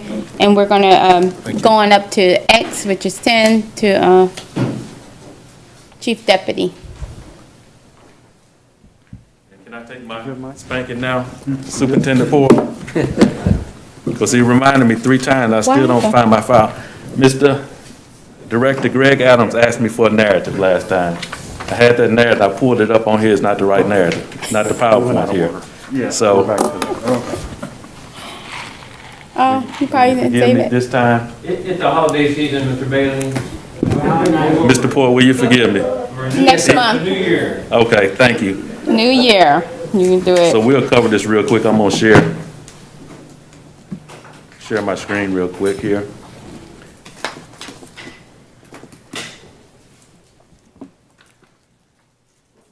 And just honestly, it wasn't very much on this narrative for the report for November. It was a fairly good month. If I'm gonna pull this, if you can see this on the screen here. Our period receipts, we budgeted $98 million for our major tax collection. Our period that we got in from November was a little over $61.8 million. So that's the bulk of our actual tax collections that come in there. So we pretty much were at the end of November about 95 million. Typically in December, we receive anywhere between $4 and $5 million. I'll check it tomorrow before we leave. So we're pretty much gonna hit that margin, I think. So we'll be waiting on the second half of the year. Revenue, that was really the only thing on the revenue on the narrative part. I'm gonna make this bigger as I get down to the other part here. If you look through this as well, so the highlight on here, you're gonna see some outrageous percents on the side there. So if you look over here, you see a percent that had 2,600%. So when we actually adopted the budget and submitted it to the state, we didn't have a budget set out there for our pandemic vaccination incentive. So we got to go back and actually add that part out there. So the percents you see over here that are outrageous here, these amounts over here that I'm highlighting, those are from the actual vaccination payments we paid out to employees, the $300 that was paid out of ESSER. So we'll go back out there and budget that as well. But another aspect of this as well that's going to be off for this month and next month. So we were, I guess it's a celebration as well. We were able to get all the salary schedules updated and get everybody placed in the appropriate salary schedule and get them paid on the 15th, actually on the 14th of this month. So we were a month ahead of, that increase. Did you talk about that earlier? Not yet. Okay. that's later You didn't on. say that during the celebration, Superintendent, but that but that was a great thing. I want to thank finance staff downstairs. They worked hard every night. I mean, they were here when I left, and a lot of times 6:30 and 7, maybe 7:30, coming in the weekends to get that done. So that was good. But just going back on all these salaries accounts here that start with 6,100, they'll have to be adjusted based on those increases we put out there. So when we come back from the break, we actually do some adjustments for the budget so it'll be reflected here. So when we actually get down to our what's called our fund balance section of this, and that's pretty much the highlight. Nothing really changed. We get down to the fund balance section of this. If you're looking at this is the teacher salary fund, which we actually clear out the end of years minus 35 million, but we get down to what's called our operating fund balance in Fund 2. Go down a little bit further here. See it over here. I went too far. Our fund balance looks pretty good right now. Well, as of end of November, it was 100 million minus that 35. So you're looking at the $65 million fund balance. Of course, we're not going to end the year with that kind of fund balance. So, but we're hopefully the end of the year with a positive add to the fund balance as well. So the other thing that's going to change on these funds here as far as the fund balance is this 3,000 account. And that's going to be the next topic when we talk about the resolution authorizing the issuance of bonds. So our bond account has a great balance here. Anybody see that right there? What is that? $100. $100. So we have $100 in our capital improvement fund right now. And that's basically just to keep the account open. So That's money's gonna flood in there pretty good, thanks to the voters, thanks to us getting some favorable rates when we opened bids on was it last week? I've slept now. But we'll talk about that next. So that's gonna be an area that's gonna actually have to be adjusted as well. So upwards of $203 million. So we'll adjust it accordingly based on what we think we can spend for the rest of the fiscal year, which I don't think is gonna be more than $20 million between probably now and June 30th, but we'll adjust that and bring it forth, so. Mr. Bailey? Yes, sir. Could you go back to your point about the celebration and the finance people working very hard and accomplished? Could you clarify again just exactly what was accomplished? Because I don't know if I want to be really clear on that, please. Want to be crystal clear. Yes, sir. So our finance people, along with HR as well, they took all the employees here, touched every record, had to calculate each person and put them on the appropriate salary scale, upload those things, go back and double check, and actually get them into the payroll system to get them a paycheck before the end of the year. So our overall goal was to get it done before January, but end of January, but we pushed and pushed and we got it done. So, they worked tirelessly to get it done. So everybody was anticipating that. So the next step after we get back, we'll finish up W-2s, 1099s, and then we'll start on the retro pay. So, but big shout out to HR department along with the finance downstairs and payroll. So. Mr. Adams, could I add to that too? I would go down, leave the office at 6, and for the last 6 weeks, ever since that got approved, they've been down there. And some of them not leaving, as I'm leaving at 6, they're still there. And it really required literally touching every employee into the system. So it was very labor intensive to do this. I think there's some people think, well, you can just go plug in a number and then it's going to all take care of itself in a spreadsheet. It did not work that way at all. Especially classified employees was pretty complex work. So it really is a tribute to the finance group and HR that this all was accomplished in the manner. And next phase, of course, now is to go back and work on the retro part of it, because that was another promise we made, and we hope that's our goal now, is to have that by spring break, I believe. So all the employees who had a salary increase are now getting paid with that pay that reflects the salary increase because of all the great work done by the finance people, and the great work you all do to approve it. It's much easier for us to do that than the work you did. Yeah. But then the next quarter is when you'll be working on the back pay, the retro pay. But now everybody is at the right place. Everybody's at the right place based on the calculation, yes, Okay. sir. Now, Thank they you. may still have an opportunity Yeah. to appeal anything if they feel that they should be on a different grade, but we are paying everybody on the 15th. Well, it came a day early, the 14th and the 30th of this month, so. Okay. Thank you very much. You're welcome. That concludes my report, financial reports. Okay, I'll entertain a motion to approve the financial report.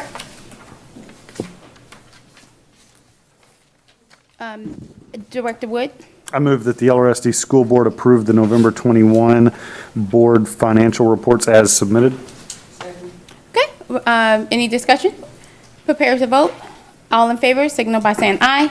Aye. Any opposed? Okay, so it's 8 and 1 absent. Nolan stepped out. All right, moving forward is the action of authorizing the insurance and delivery of bonds. Is that the second thing?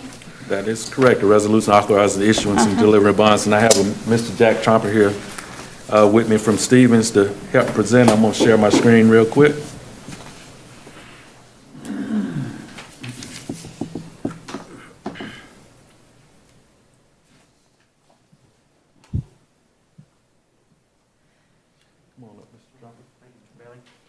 Ms. Hatter, Mr. Poore, members of the board, it's a pleasure to be with you all this evening. This is really kind of a pretty special event, something that you all have been working on since 2017, and thanks to the patrons of Little Rock School District, you passed your election 75-25. And so we had your bond sale. Can I pull this off? Yeah, Is go that all ahead. right? We had your bond sale last week on the 7th, December 7th. And before we get into the resolution, I wanted to show you all a breakdown of what we call the sources and uses of funds. And so when you look at the amount of bonds that we sold 315,940,000. It's our understanding that may be the largest bond issue for an Arkansas school district that ever has been sold in the state of Arkansas. We're dating the issue December 28th and close the issue on December 28th, so that's when the project funds will be wired to the district. You'll notice you see what is called a reoffering premium of $5,077,549.70. That basically represents a portion of the bonds that the investors paid greater than 100 cents on the dollar. And they do that in order to get a little bit of a higher, what we call a coupon or interest rate, but when their bonds mature, they will only get 100 cents on the dollar. So you may have a interest rate of 5%, like in the 2023 maturity, but their actual yield is only 0.35 because they will actually get less than what they actually invested, but they got a 5% interest rate. So that's what represents that reoffering premium, and it is a source of funds for the bond issue. So you can notice that the total sources of funds are $321,017,549.70. Now this is how that money is going to be spent. We will take the first two line items you see there, the $96,391,000 and the $14,224,000. Those will pay off the December 1, 2015 bond issue and the December 15, 2015 bond issue on February 1. That represents the principal and interest that will be due as of that date. So when we close this issue, those funds will be wired to the trustee. For the larger one, it goes to U.S. Bank. For the $14 million, it goes to Bank OZK.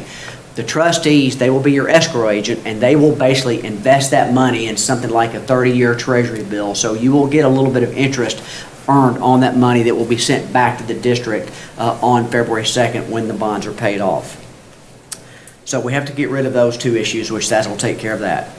Then you have the $6,309,000, which represents the underwriter's discount. That is what the winning bidder is basically charging for paying you the lowest interest rate, or charging the lowest interest rate, I should say. Then they pay their sales force for marketing the bonds and managing financing.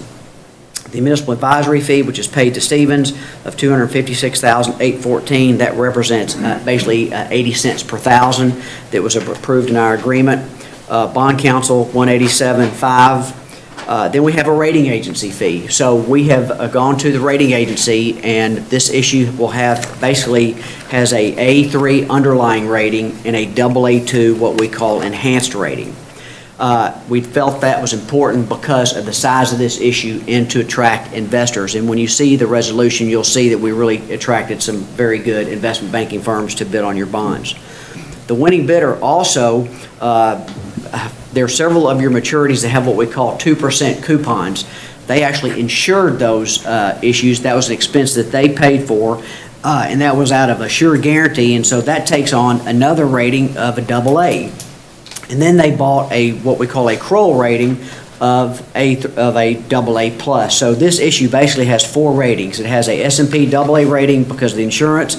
It's got a AA2 rating from KBRA, which we call it Kroll. Then it's got the A3 underlying and the AA2 enhanced. And that's what but the rating fee that you see there primarily takes care of the AA2 enhanced rating and the A3 underlying rating. Then we have some final fees that have to be paid to the existing trustees on the 215 bond issues. So the final fees for the 1215 were $9,565. Then for the trustee origination fee and annual fee for your new trustee, which is U.S. Bank, came in at $1,500. The escrow agent fee for the 12115 is $750. The escrow agent fee for the 1215 issue is $500, and then the prepaid trustee for the 12115 is $250. So the net remaining is $203,505,626.99. That is what will be wired to the district on the closing date of December 28th. Now you'll notice in the second paragraph, the district received what we call a good faith deposit of $6,318,800 on the day that the bonds were sold. The purpose of the good faith deposit is if the winning bidder were to walk away from the transaction before it closed, Little Rock School District keeps that money. So they have an incentive to make sure the bond issue closes. And so on closing, your 203, 505, 626, less the 6,318,800 will be wired to the district. So that's a breakdown of what we call the sources and uses of funds. Are there any questions? You know, Jack, I got a question. The highest rating, was that the highest rating that we could get on the bond? Yes. Okay. Yeah, it went through a rating process. We had a rating call. We sent a bunch of information, and we're glad that being in the A category was very important. That's really where we needed to be, was in the A category. I think from the rating agency standpoint, honestly, what's happened in the past 5 years of just coming over off state control had part of doing it with being an A3 as opposed to an A2. But we have opportunities, we think, that as each year goes by, that rating could be upgraded. Now, it could also be downgraded, but we would surely anticipate better chance of being upgraded than downgraded. Mr. Trumper, what would some of the contributing factors be to be downgraded? Balances, declining balances, continued declining enrollment,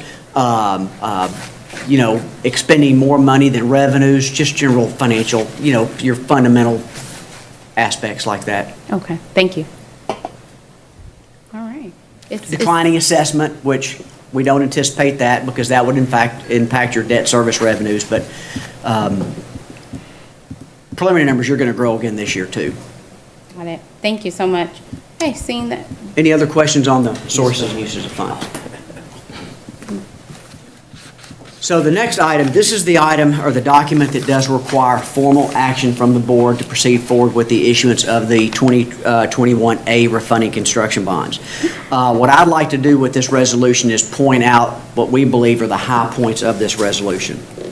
So when you look at section 1, you can see that the district received bids from Wells Fargo Bank, Bank of America Securities, or B of A Securities, Robert W. Baird, Citigroup Global Markets, JP Morgan, and Morgan Stanley. So you really had some interest from very substantial investment banking firms.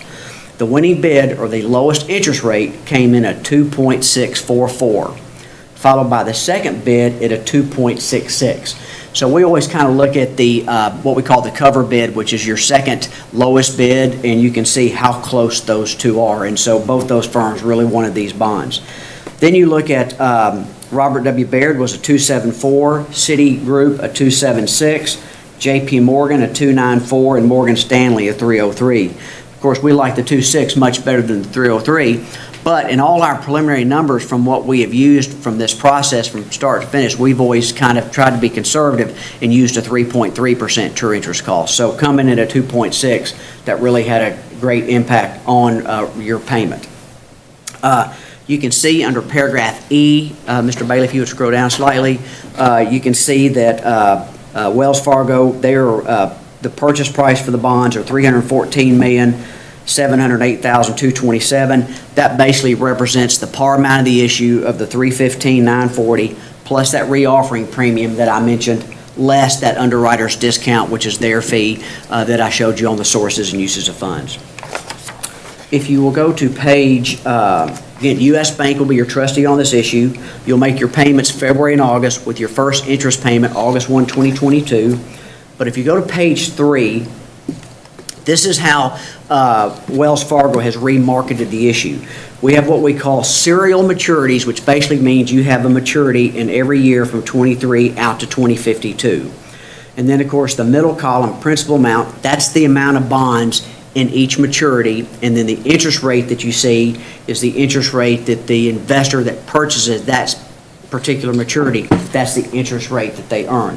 And like I mentioned, when you see those 5%, what we call 5% coupons, note that those are all what we call premium bonds. So the investors, they may be getting 5% on what we call a current income, but their yield to maturity, for example, in 2023, which was 5%, is 0.35%. In 24, it's 0.45. So again, all these calculations get you your true interest cost down to the 2.64%. But that's the purpose of the premium bonds is that if interest rates start to go up, which we hear a lot of that talk, right? the value of their bonds come down, but those higher coupons basically help the value reduce less than if it were low coupons. And these investment firms have to, what we say, market their bonds, I think, on a monthly basis, and so it helps protect them as well. So that's another reason why we're in this premium environment. Probably more you want to hear, but I just want to kind of give you an outline. Page 5 through 11 is the bond form, and you'll have 30 bonds. So we will have the bond form signed by the president and secretary when it's appropriate, and but there will be 30 signatures for the bonds because we have 30 maturities. On page 6, the middle paragraph, I'll wait till Mr. Bailey gets there. I think I was scrolling on down, Mr. Trumper. Is this 6 there? Yeah, on page 6, scroll up just a little bit. You'll see that right there. You'll see in the middle of that paragraph right there, you see the authorization of $417,825,000 that was approved by the voters.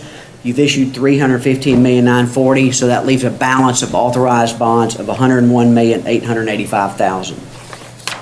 And then if you would go to page 9,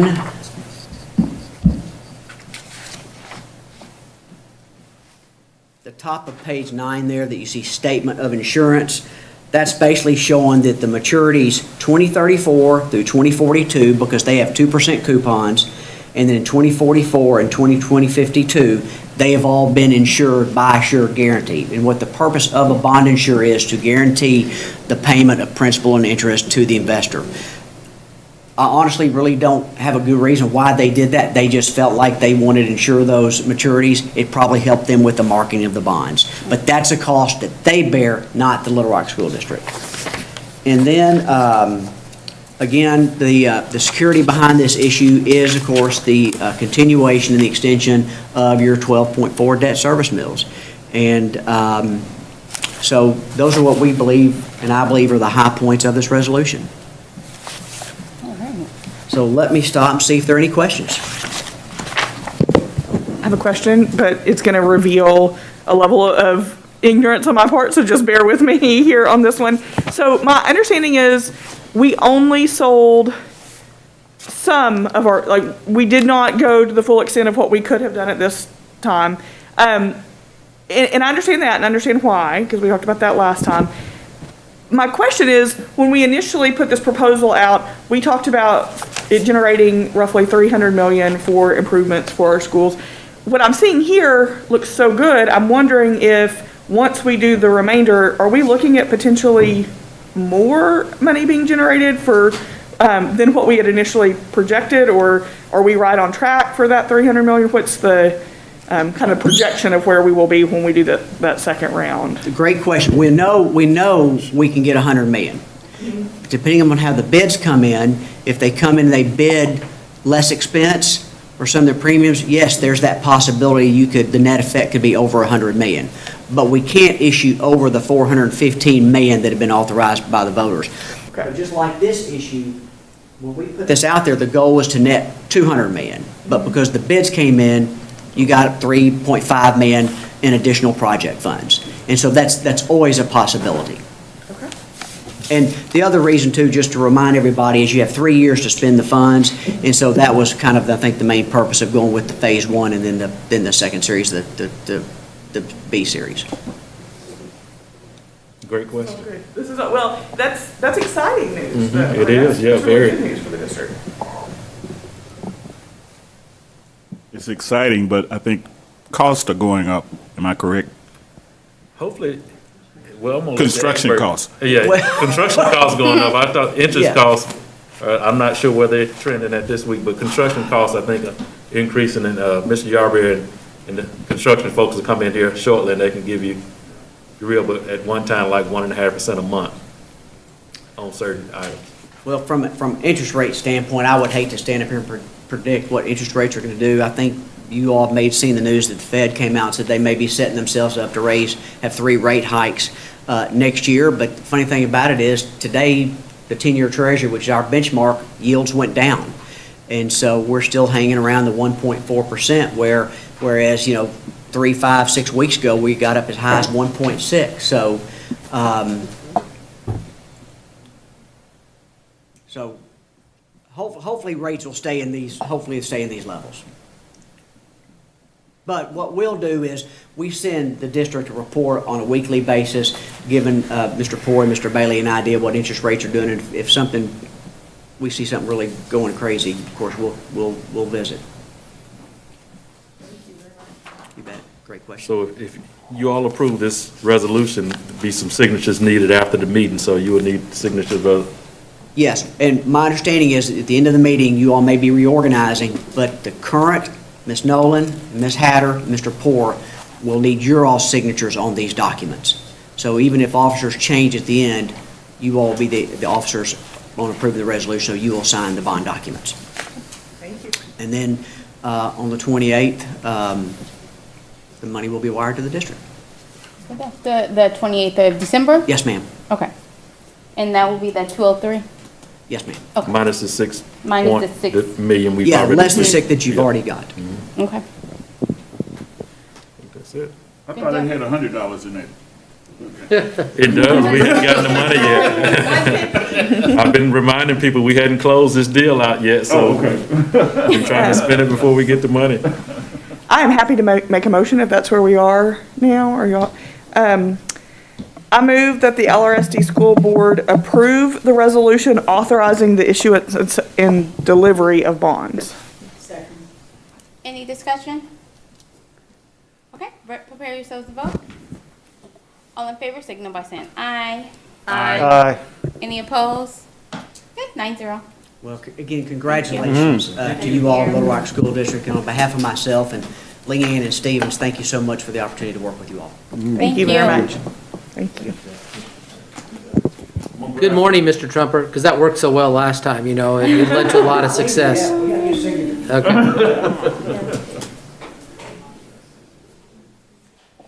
Oh, Mr. Trumper, I do want to tell you, thank you for the conversations on the on helping me to understand millage and the finance of it all, and how all of this works and goes together. And then, like, you was very patient and gracious, and then you was a good teacher in teaching and helping me understand all of this. So thank you. You are very welcome anytime. Thank you. I second that, Vicki. I think it has been very, very helpful to have someone explain all that. Oh yeah, because I would call him and we'll have long conversations. Amen.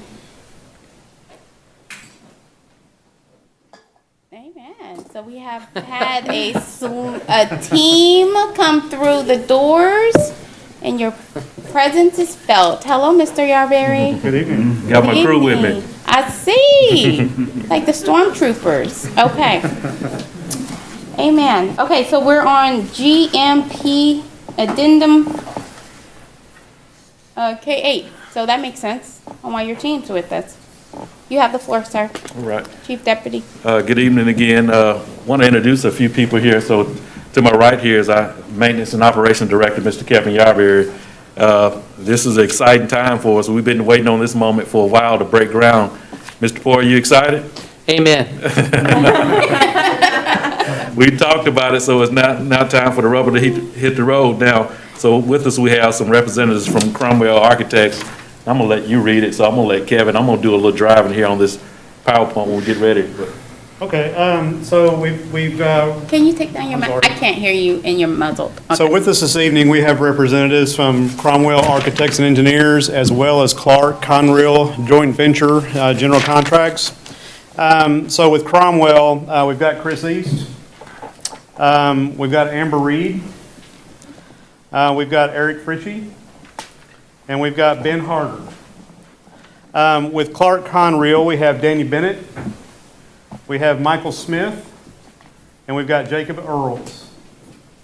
And this is the group that's been working for a number of years now to get us to our design, which we've had for some time now, and we've really just been looking for approval from the community to build the project and to extend our debt. And so this group has been very busy since we have been successful on the ballot in November. just trying to get to a good starting point on the project. Fortunately, we already had everything drawn. We already had a very good understanding about existing conditions and what our expectations are and what we intend on delivering to the district. So at this point, a couple of weeks ago, actually 2 weeks ago tonight, we took competitive proposals from subcontractors to Clark contractors, and that's kind of what gets us here tonight. We're here to present a GMP to the board for approval. So with that, I'm gonna pull up a few. I'm putting some visuals up too. I see. That are, Guys, I was wondering I just what's came to going this on. idea, and I think we need to have them facing away from the board out that way, because that way the public sees it too, and I'm sure our crack group will be able to get it, and we can then move these to the side a little bit once we get more into discussions and stuff. Yeah, that's, and that I don't know if that's covering you guys bad, but. Oh, that's fine. Okay. Yeah, it's okay. We rarely have barriers.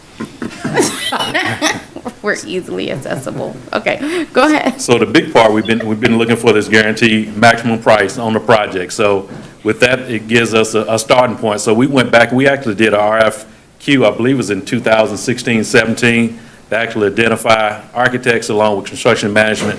And we chose the one for the Pinnacle View, and then we had it for the Little Rock Southwest, and then we had this project as well. So they kind of been in queue since that part, and I mean, we started to work. Mr. Burton actually helped out with some of the design when we were actually working on Little Rock Southwest with this as well, along with Dr.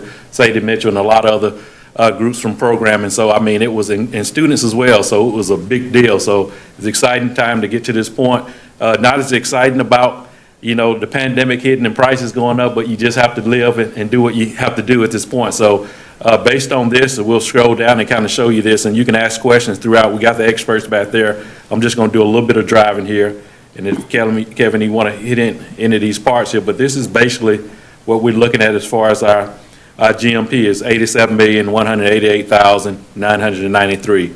And you can see the different categories here on how it's broken out. Are y'all able to see that? Okay, I'll make it a little bit larger. So of course, big part, structures and foundation, you can go through the building shell, mechanical, electrical, and so on. So that makes up that 87,188,000. I'll jump in just a little bit as a reminder to our public and then to you as board members that our estimate had been 85, but let's also not forget that where we were in 2017 when we initially put this design together with Clark and Cromwell, after putting everything together, that package was at basically $55 million. That was in 2017.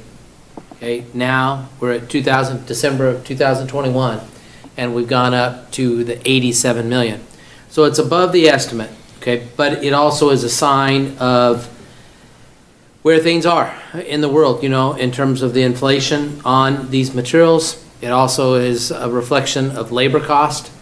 I want to compliment this team because Mr. Bailey and I met with them a little more than a week ago, about 10 days ago, and went through many of what you're hearing tonight and just really pushed to, you know, hear every different group, where we went under, where we went over, and what were some of the explanations.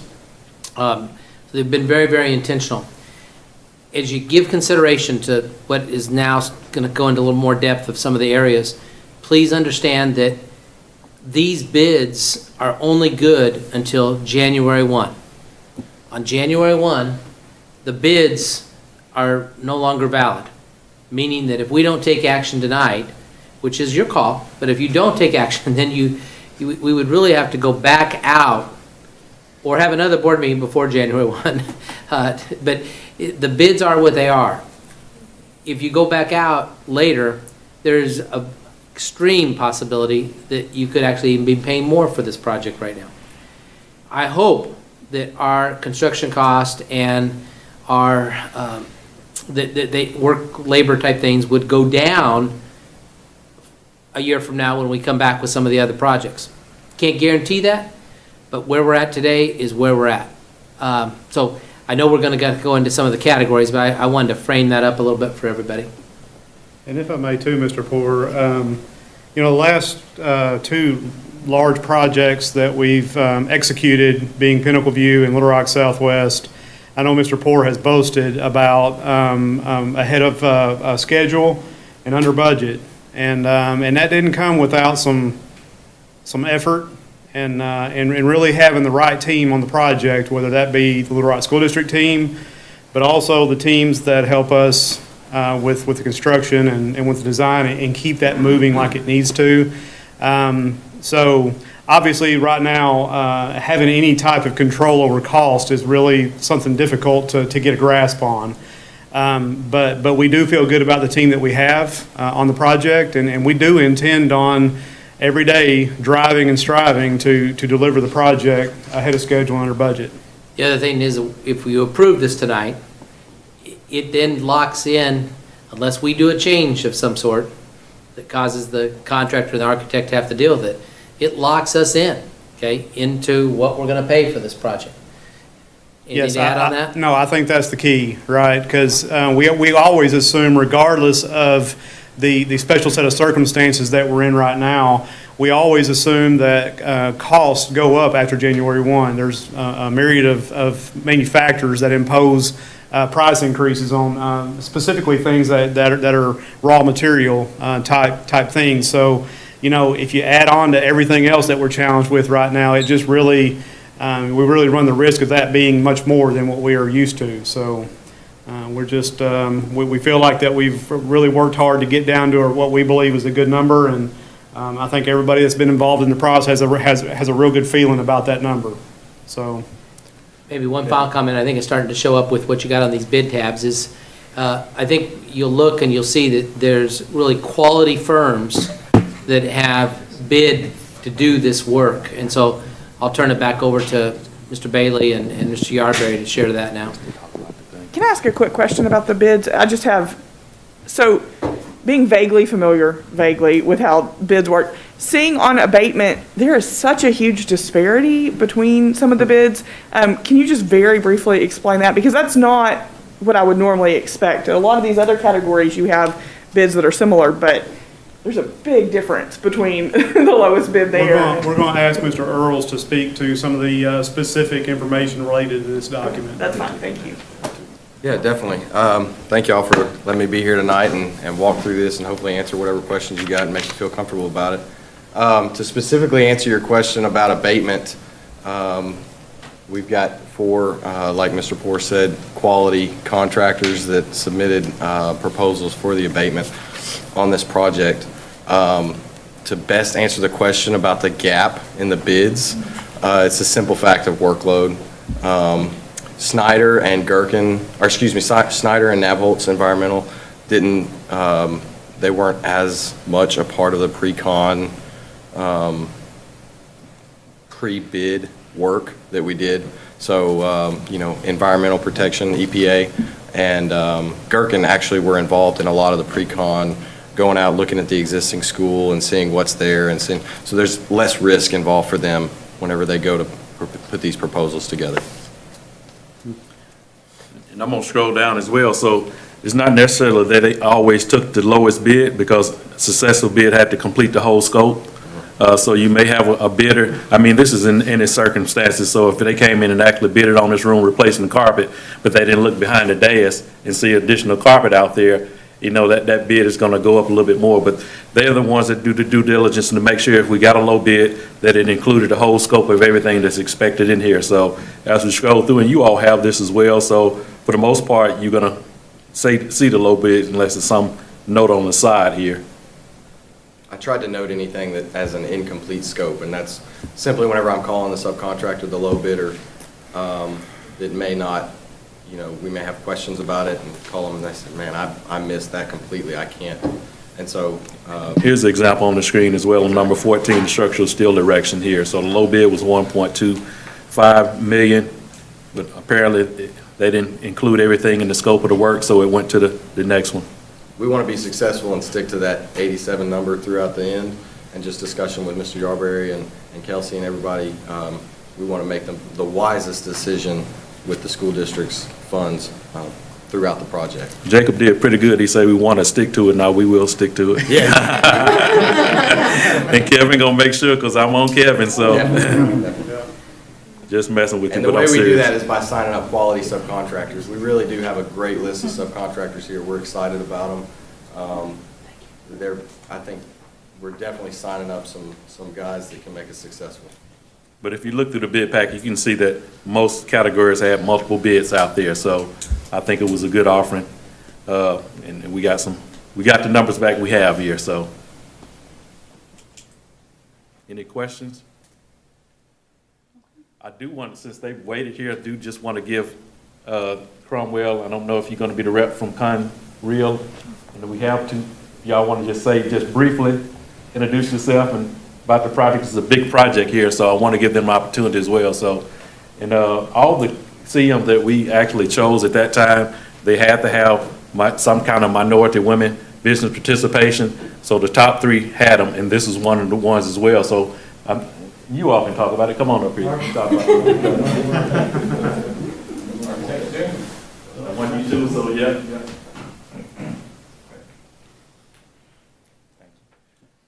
I'm Michael Smith. I'm Senior Vice President for Conrail.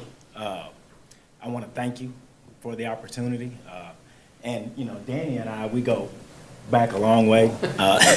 You know, and this is the largest joint venture of any other bond program that you guys will have.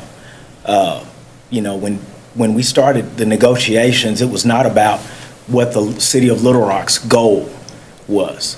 It was based on basically, you know, what our capacity is, which is 40%, you know, and that's a big amount. I'm sitting in the lobby, I heard Kevin talk about there aren't many contractors in this area that can manage a project like this, you know, and we're proud to say that, you know, on 40% of, at the time it was 55 million, now it's, you know, almost 90 million, we're still there, you know, and that speaks to Clark. It speaks to the city of Little Rock, you know, and it speaks to us, you know. So, again, thank you, you know, for the opportunity, and we look forward to working on the project. Thank you, Michael. You had a question? Yeah, I do have a question. Before you left? Yeah. Okay. Okay, so first of all, I love to see the collaboration of everybody coming together, right, to build another fine education institution that we're having, and then I'm also glad to see the representation within it, because oftentimes our students cannot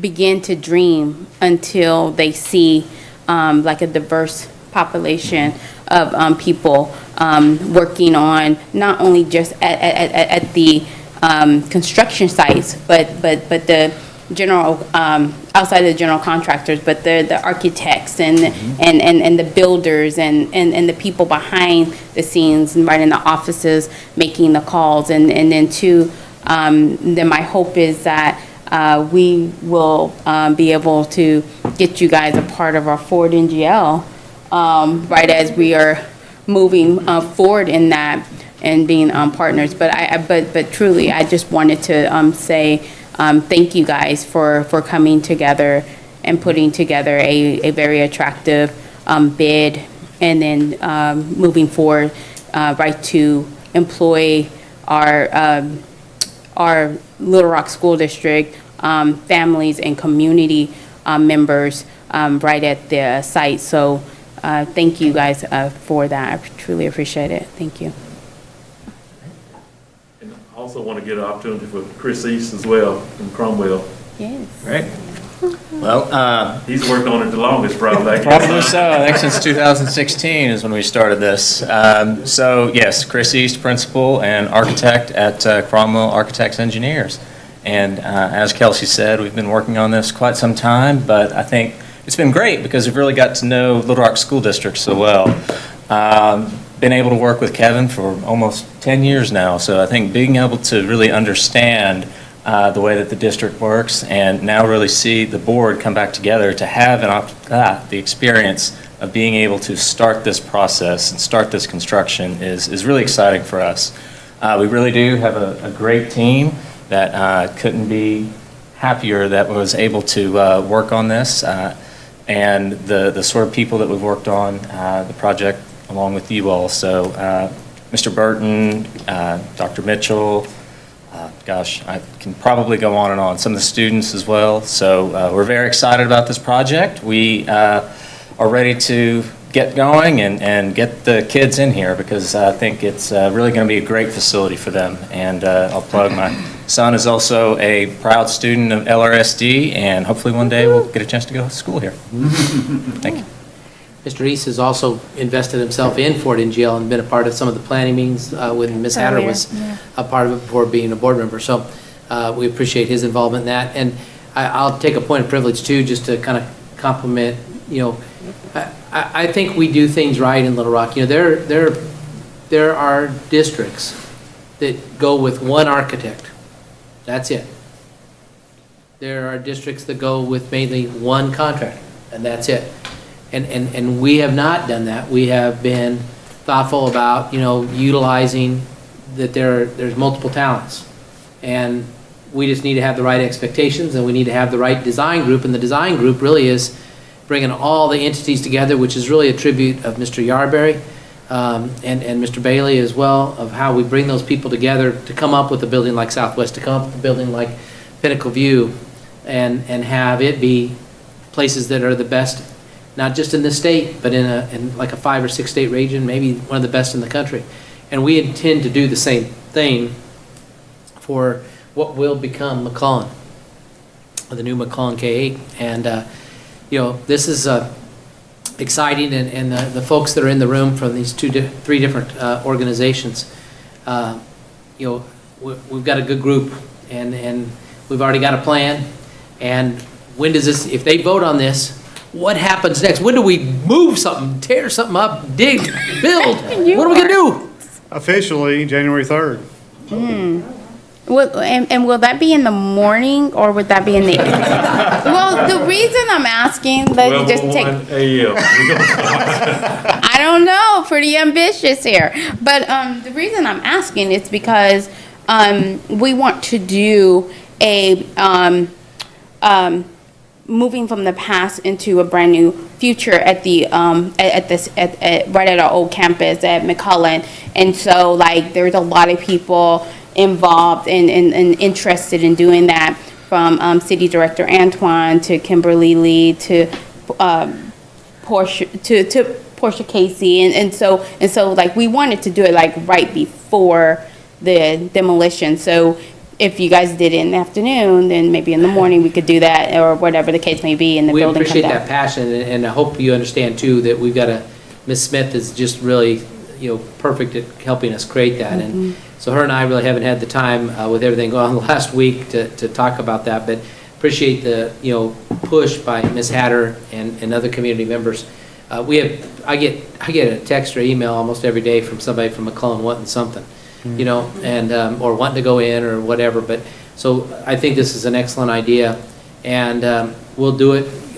We've done some pretty cool things. You might remember when we dug the first bit of dirt at Southwest. We'll still do a groundbreaking ceremony, but the first dig at Southwest, that's cool for y'all of you too. That you're going to get to have a shovel. And when we did it at Southwest, put the shovel in and threw it up in the air, and out came all the colors. It was something. So we're gonna come up with something, to continue to move us through the process. And I've already told this group that we're gonna drive them a bit crazy, because we're gonna get tours as the process goes, because people need to feel, what this is, that it's gonna happen. There's still, let's face it, there's still an element of distrust sometimes in this community about what we're gonna go do. People didn't think we're gonna have Southwest open, and that was 5 months from it being open. So we will continue to make sure that people get to see and feel, and of course then get this approved, and then the next step in terms of the blueprint for construction is to really come back on architects and contractors for some of these other big projects in February. And one last thing to speak to your point, Ms. Hatter, about the group and the diversity and the inclusion. Mr. Bailey actually asked me last week, who's going to be on that project? Who are you going to assign to that project? And my answer was, our team's going to be assigned to it. This project's really bigger than one or two people.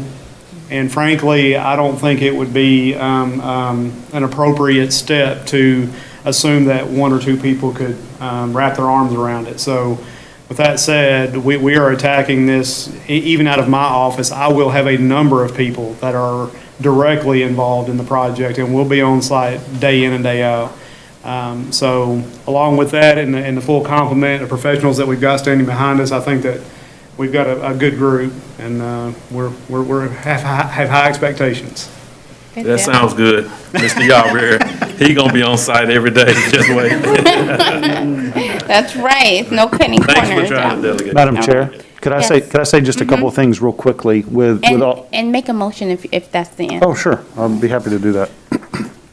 With all of you in the room, I wanted to highlight something that Mr. Mason and other members of the board have talked about for a few months as we've approached this project, is the interest that we have in seeing our students being exposed to all the trades that go into making something this big happen. So I would encourage you all to work with administration to try to find ways that you can give tours of people at work doing the things that they're doing, from the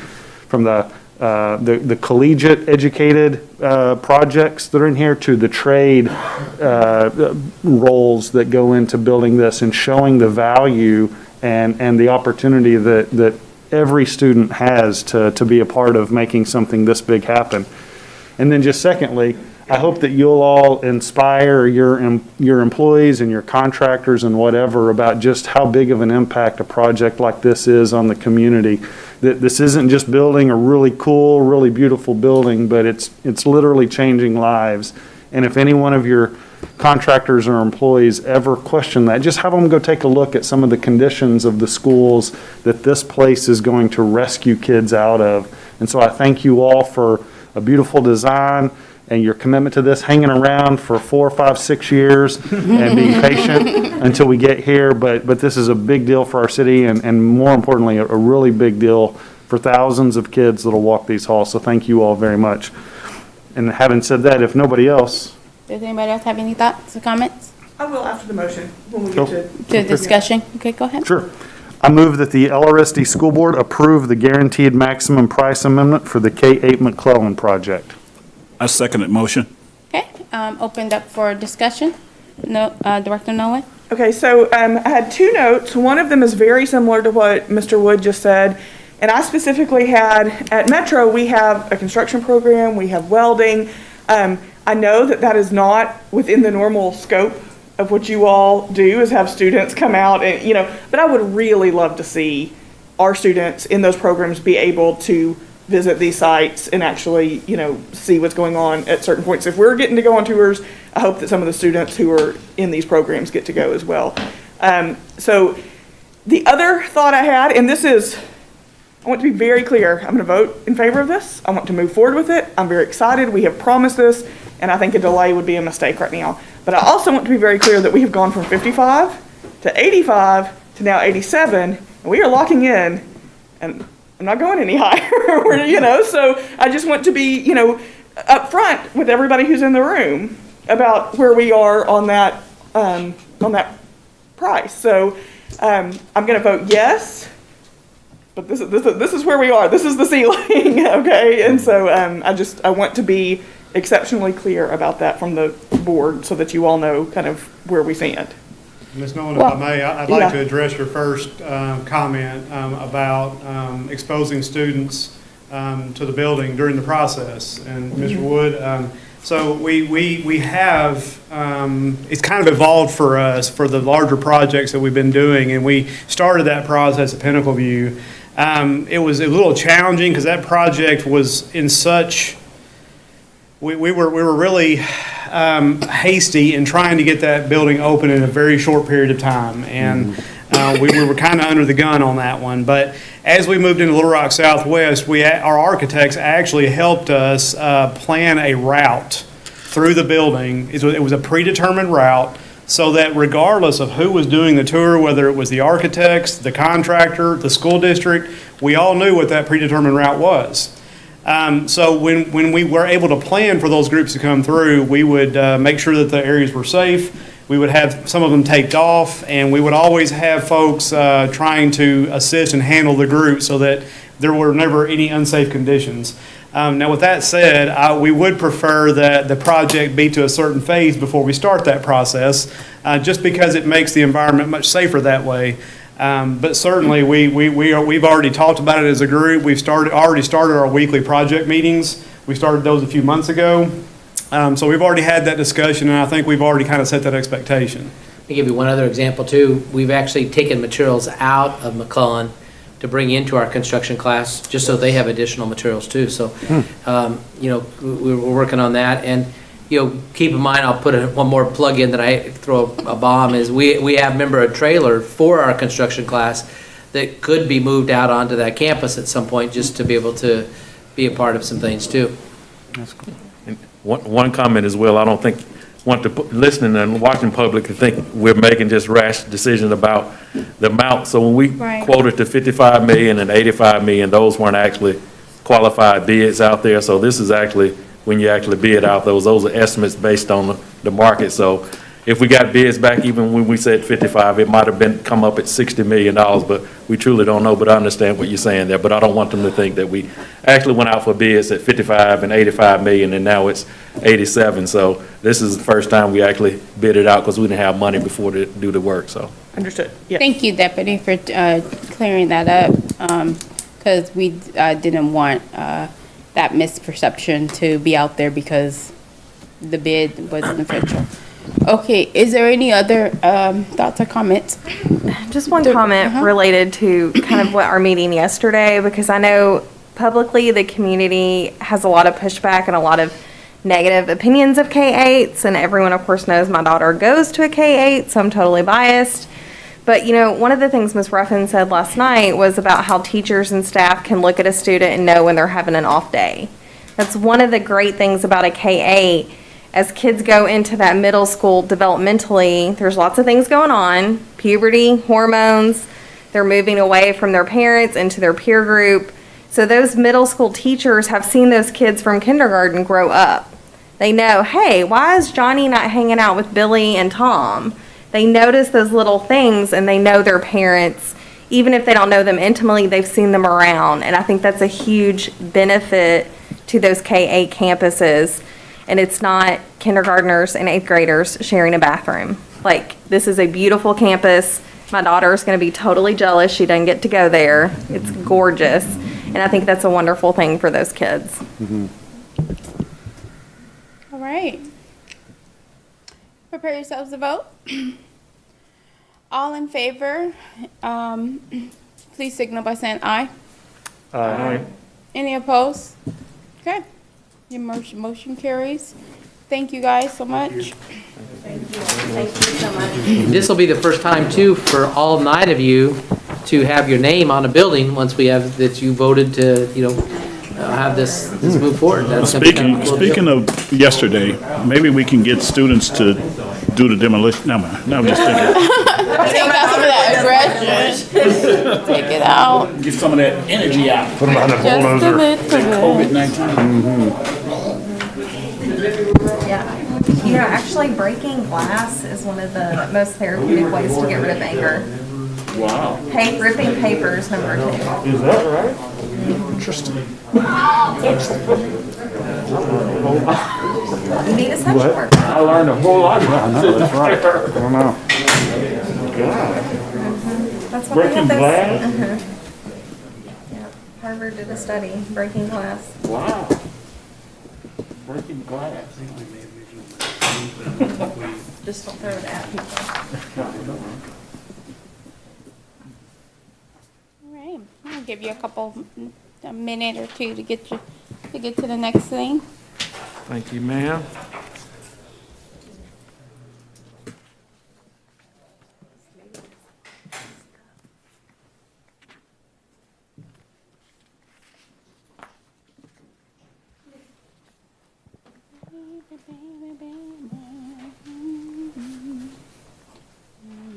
All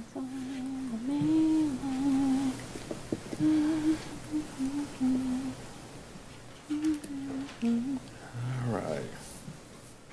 Are y'all ready? All right, Next. yes, we are. So the next thing on the agenda is the LRSD Facility Master Plan.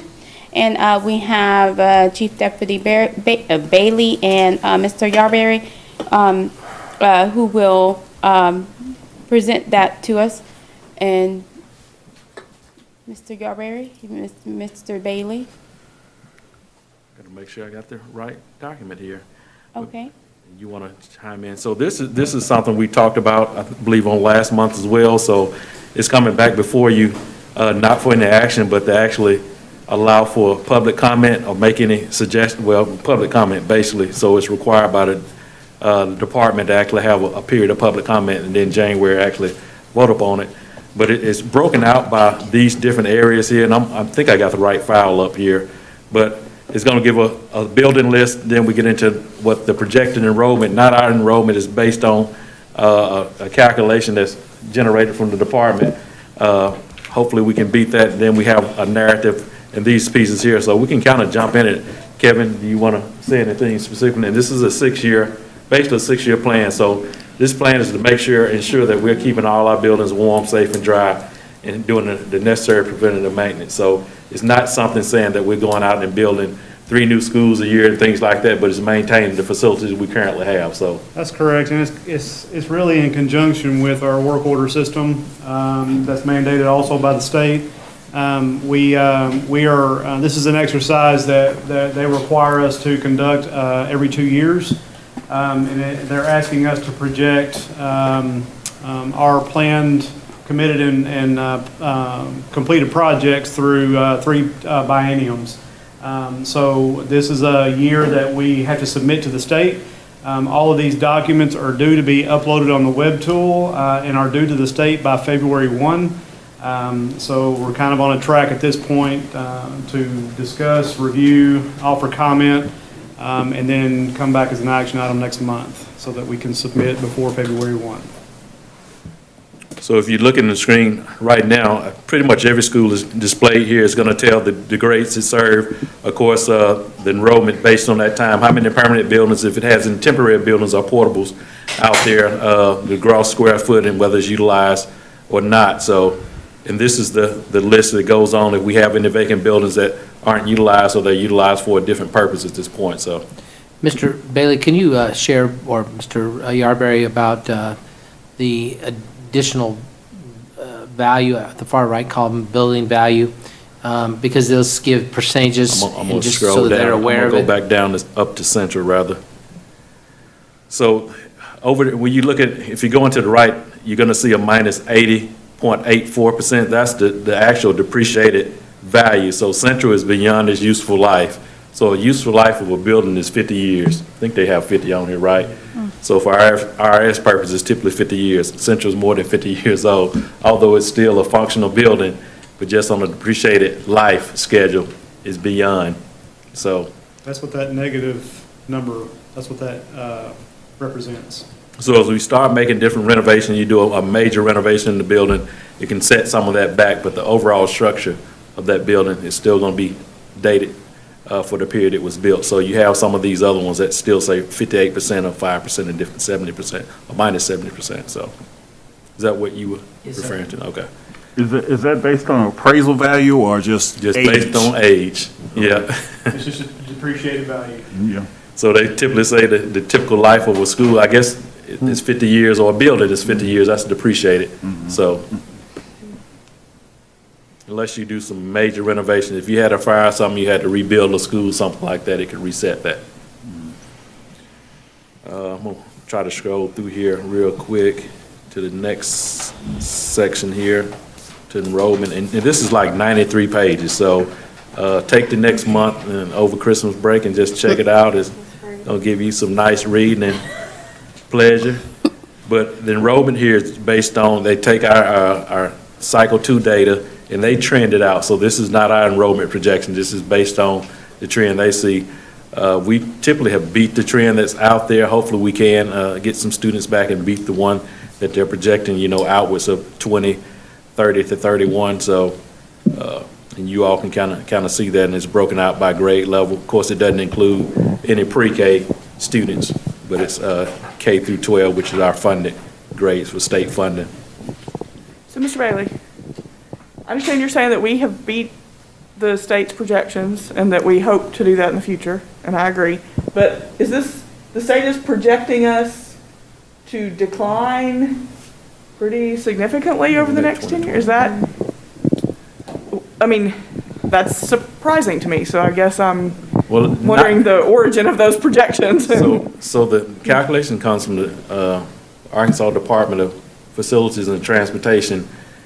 I don't know what the spreadsheet, because we had the same discussion in 2000.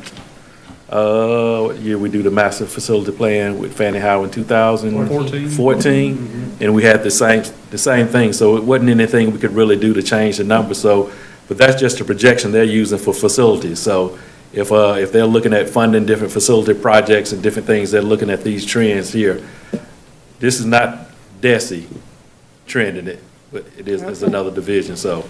Well, that's, but we have lost, I mean, that was one of the things, yeah, we have lost in the past, so hopefully we'll start gaining back. We actually gained some students back, so we're still down a little bit in pre-K and some other areas where pre-K is not included on here. If you had pre-K on there, the numbers are a little bit different, but we're only funded K-12, so.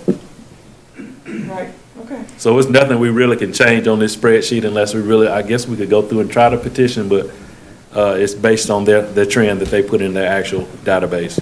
Well, I'm more concerned about how they reach those numbers and getting that information so that we can. I'll make a note on that and see if we can grab it. I requested that last time, and it's been years ago, but I don't think I was able to receive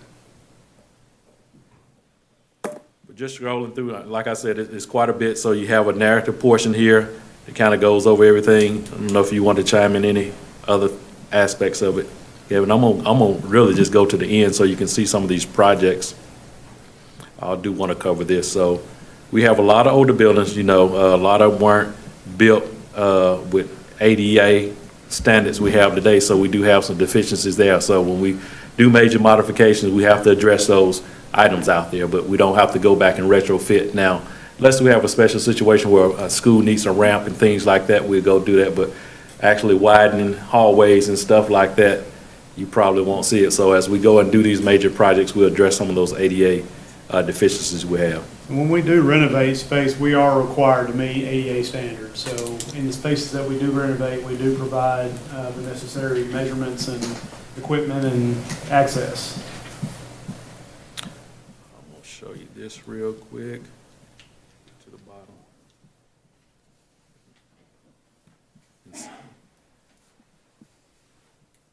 So this is our total value for our actual insurance coverage is almost $1.1 billion, so we have a lot of assets out there.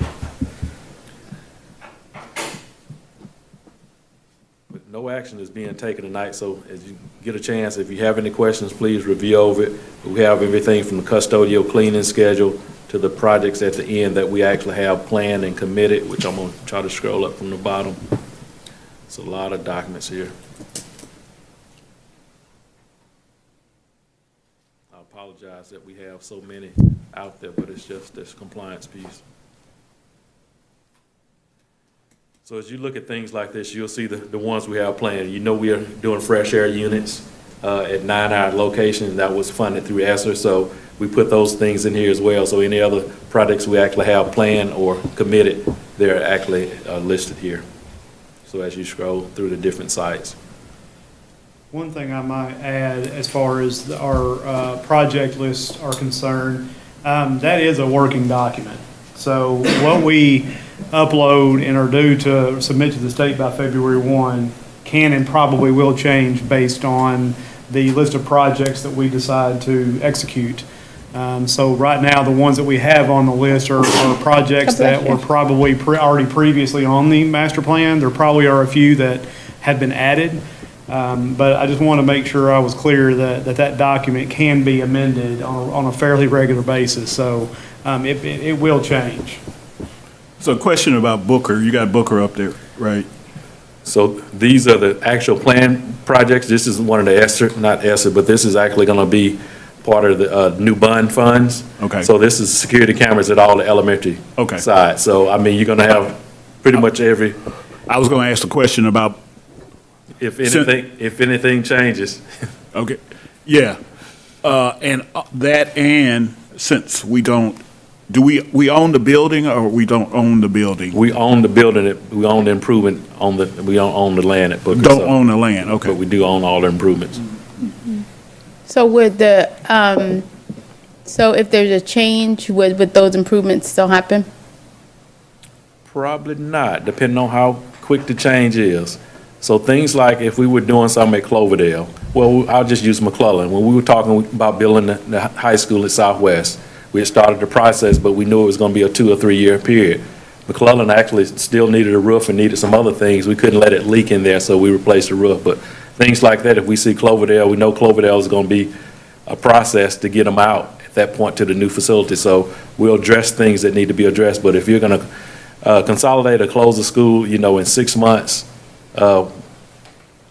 probably wouldn't. Unless it was a life safety, anything life safety, yeah. Life safety and Yeah. warm, safe, and dry. Yeah. Those are really the most important measures that have to be considered in any of our schools, regardless of when we intend on closing them or repurposing them or whatever the case may be. Those are just very minimum needs from the users. Okay.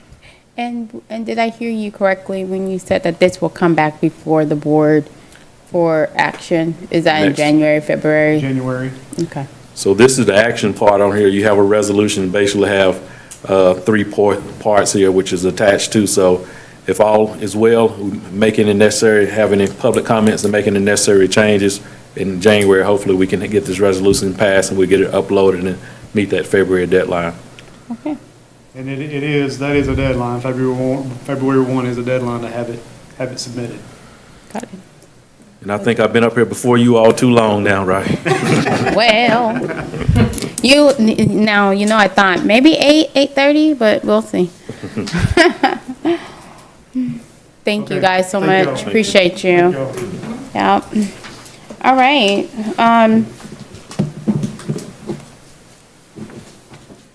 My scribble scratch. Okay. So moving forward, we're on 12. So we have our community resolutions that we will go forth with. And the community resolutions will be, of course, for Juneteenth and the racial healing proclamation. And just a little background on, and superintendent will jump in on this, I'm sure. With Juneteenth, obviously that is what it is Juneteenth. Everybody's pretty familiar with that. And then the Little Rock School District did partner with the Juneteenth Arkansas to for the celebration of Juneteenth, as well as help with our enrollment numbers, which in part is why our pre-K numbers and some of our enrollment numbers went through so well, because they had over 6,000 people attend that event. And then one of our Central High School, actually was Ayana Arnable, was the recipient of the $5,000 scholarship. And she attended Central, and she's now at Dillard University. And so it generated a lot of community goodwill. Of course, the Little Rock PD was involved, and they had a whole bunch of partnerships in there. But this is just to do the resolution honoring Juneteenth. And the racial healing proclamation, that is with Kwame and Clarissa Abdul Bay with Arkansas Justice, Peace, and Memorial Project. And Superintendent Mike Poor was the first superintendent right in the state to sign that proclamation.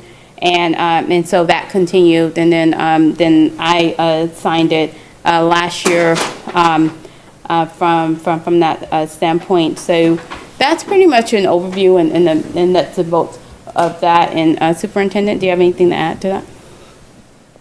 No, I'm kind of proud that we're bringing both these things together. I just came back from a trip with Philander Smith to Atlanta, and their whole purpose is social justice, and that's what they're trying to infuse within their college in all the disciplines that they work on to prepare people for their life as medical professionals, as teachers, as lawyers. Well, I think these things are also symbolic, and it's also a call to action, for us as a district to be involved in these things. And I'm proud that this will be the first time, at least since I've been here, that we've done a Juneteenth. I don't know if previous boards did or not.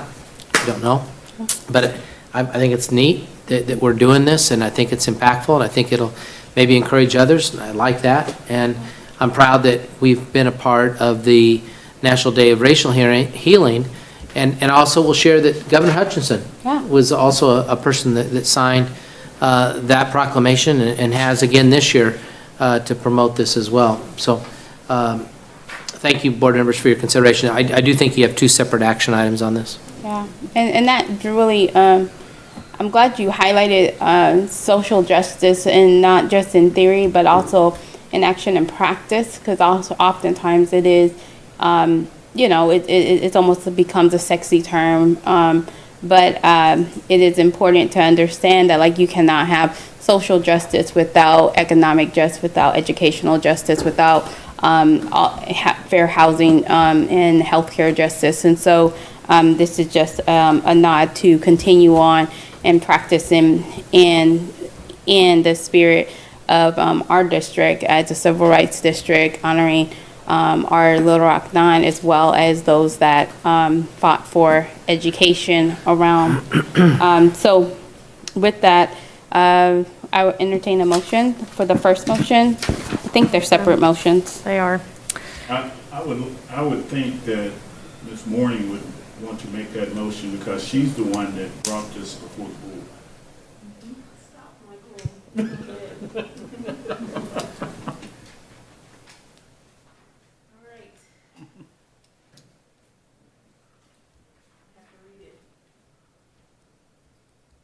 I move that the LRSD board approve the Juneteenth resolution. Okay, any discussion? Prepared to vote? I just want to say thank you all for the leadership on this. I just really appreciate, and I was going to say that on both of them, but Vicki, Mr. Poore, and Sandrika, thank you for pushing this, because I think it's important that we do it. So thank you. Anything else? Okay, prepare yourselves to vote. All in favor? Signal by saying aye. Aye. Aye. 8 and 1 absent. Next is the next resolution. Someone, if I will entertain the motion. Go, anyone? Sandrika, you want to do that? Oh, you can do it. I move that the LRSD school board approve the racial healing proclamation. I second that motion. Okay. Any discussion? Okay, prepare yourselves to vote. All in favor? Signal by saying aye. Aye. Aye. 8, 1 absent. All right, the next thing on the agenda, it is an action item for our election of board officers for the board. So just a moment of reflection. We have done some pretty amazing work, a lot of heavy lifting and clearing of the path forward. First, we've gotten out of level 5 state control, which was July 8th.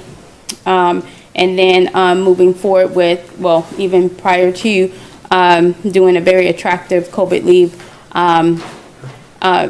policy and leave bank, as well as COVID pay. I think, and then of course our successful work, a lot of groundwork went into the passing of the millage, and to where we are able to set our district up and stabilize our district for future generations to come. And then I'm pretty proud of making sure that, like, we're taking care of our classified employees and just advocating on behalf of our classified staff. So particularly our care workers, as well as our nutrition workers and janitorial staff, to ensure that they are a part of not only the COVID pay, but just all things going forward. So, so this is where we will do our board elections, and we will transition members through.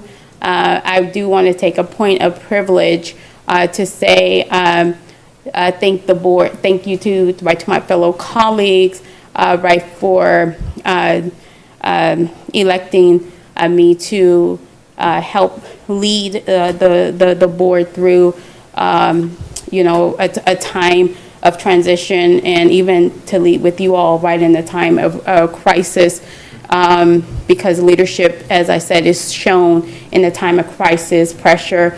Everybody have different pressure points, and even though, I think I might recycle what I said about our superintendent, even though things may shake and tremble, but one thing that didn't break for sure was members of this board and myself. So I'm truly appreciative of the work that we will do. Of course, nothing for me changes except for I don't get to facilitate the meetings. And I'm looking forward to, being a board, contributing board member on this board, right as we transform this district, as we lean in very hard on literacy as well as student academic achievement, and the opportunity gap in closing that. So with that, I'm going to end there with that, and prepare to, let me get my little paper together. Well, Vicki, before we make nominations, I'm going to take a point of privilege and just say how exceptional, and I'm going to cry, I'm going to try not to. Don't how cry. Exceptionally grateful I am to you, and how proud I am of how you have represented this board over the past year. And the fact that you were there advocating for the district to be released from state control, I mean, that was incredible. And just your presence at so many student events, just focusing students every day. I'm just, I don't know if a standing ovation is the right thing to do, but I just want to say thank you genuinely. You have, and I think years from now, we will look back and realize how big this moment in this year really was. And having you at the helm has been just part of what has made it very special, and I appreciate you so much. Thank you. Thank you. So I would like to add to this too, because it sounds like you just resigned. No, wait, hold on. Thank you, sis. Let me, thank you, Director Maureen. Let's be very clear, y'all. Vicki Hatter, the one that you elected, your current board president, I'm still on the board, y'all. So the only difference is that rotating hats, going from a double title right to just going to the board director of the Little Rock School Board. So I'm Well, I glad you just said wanted that, to because say- you're very reflective. So Well, let me celebrate you real quick, Vicki. We just came back from state control, and I really admire your passion that you had even before this board even came back together. Like, I can honestly say you are one person that I know was rolling hard for LRSD before we even showed up in this space. So you've always been a standout citizen, and us being here, we've grown closer. And I just want to say, as a Black woman, you are exceptional, like she said. And from another Black woman, I want to celebrate you and your power, because all the things that you've overcame and you don't even talk about, like your story is so powerful. And just to know that you've had struggles in school, but still work through those, and you're like now the president of the second largest district in Arkansas, and you clearly are passionate and involved. Like, I've seen so many pictures with you at these events, and I'm just like, how does she even know? Like, you just know everything. You have some people who just know everything. You're like, how are you going to know about it? So I really appreciate your passion and everything that you've done, and I just wanted to recognize you and all your greatness and your essence and your beauty and your strength. Well, thank you, Director Morgan. I appreciate it.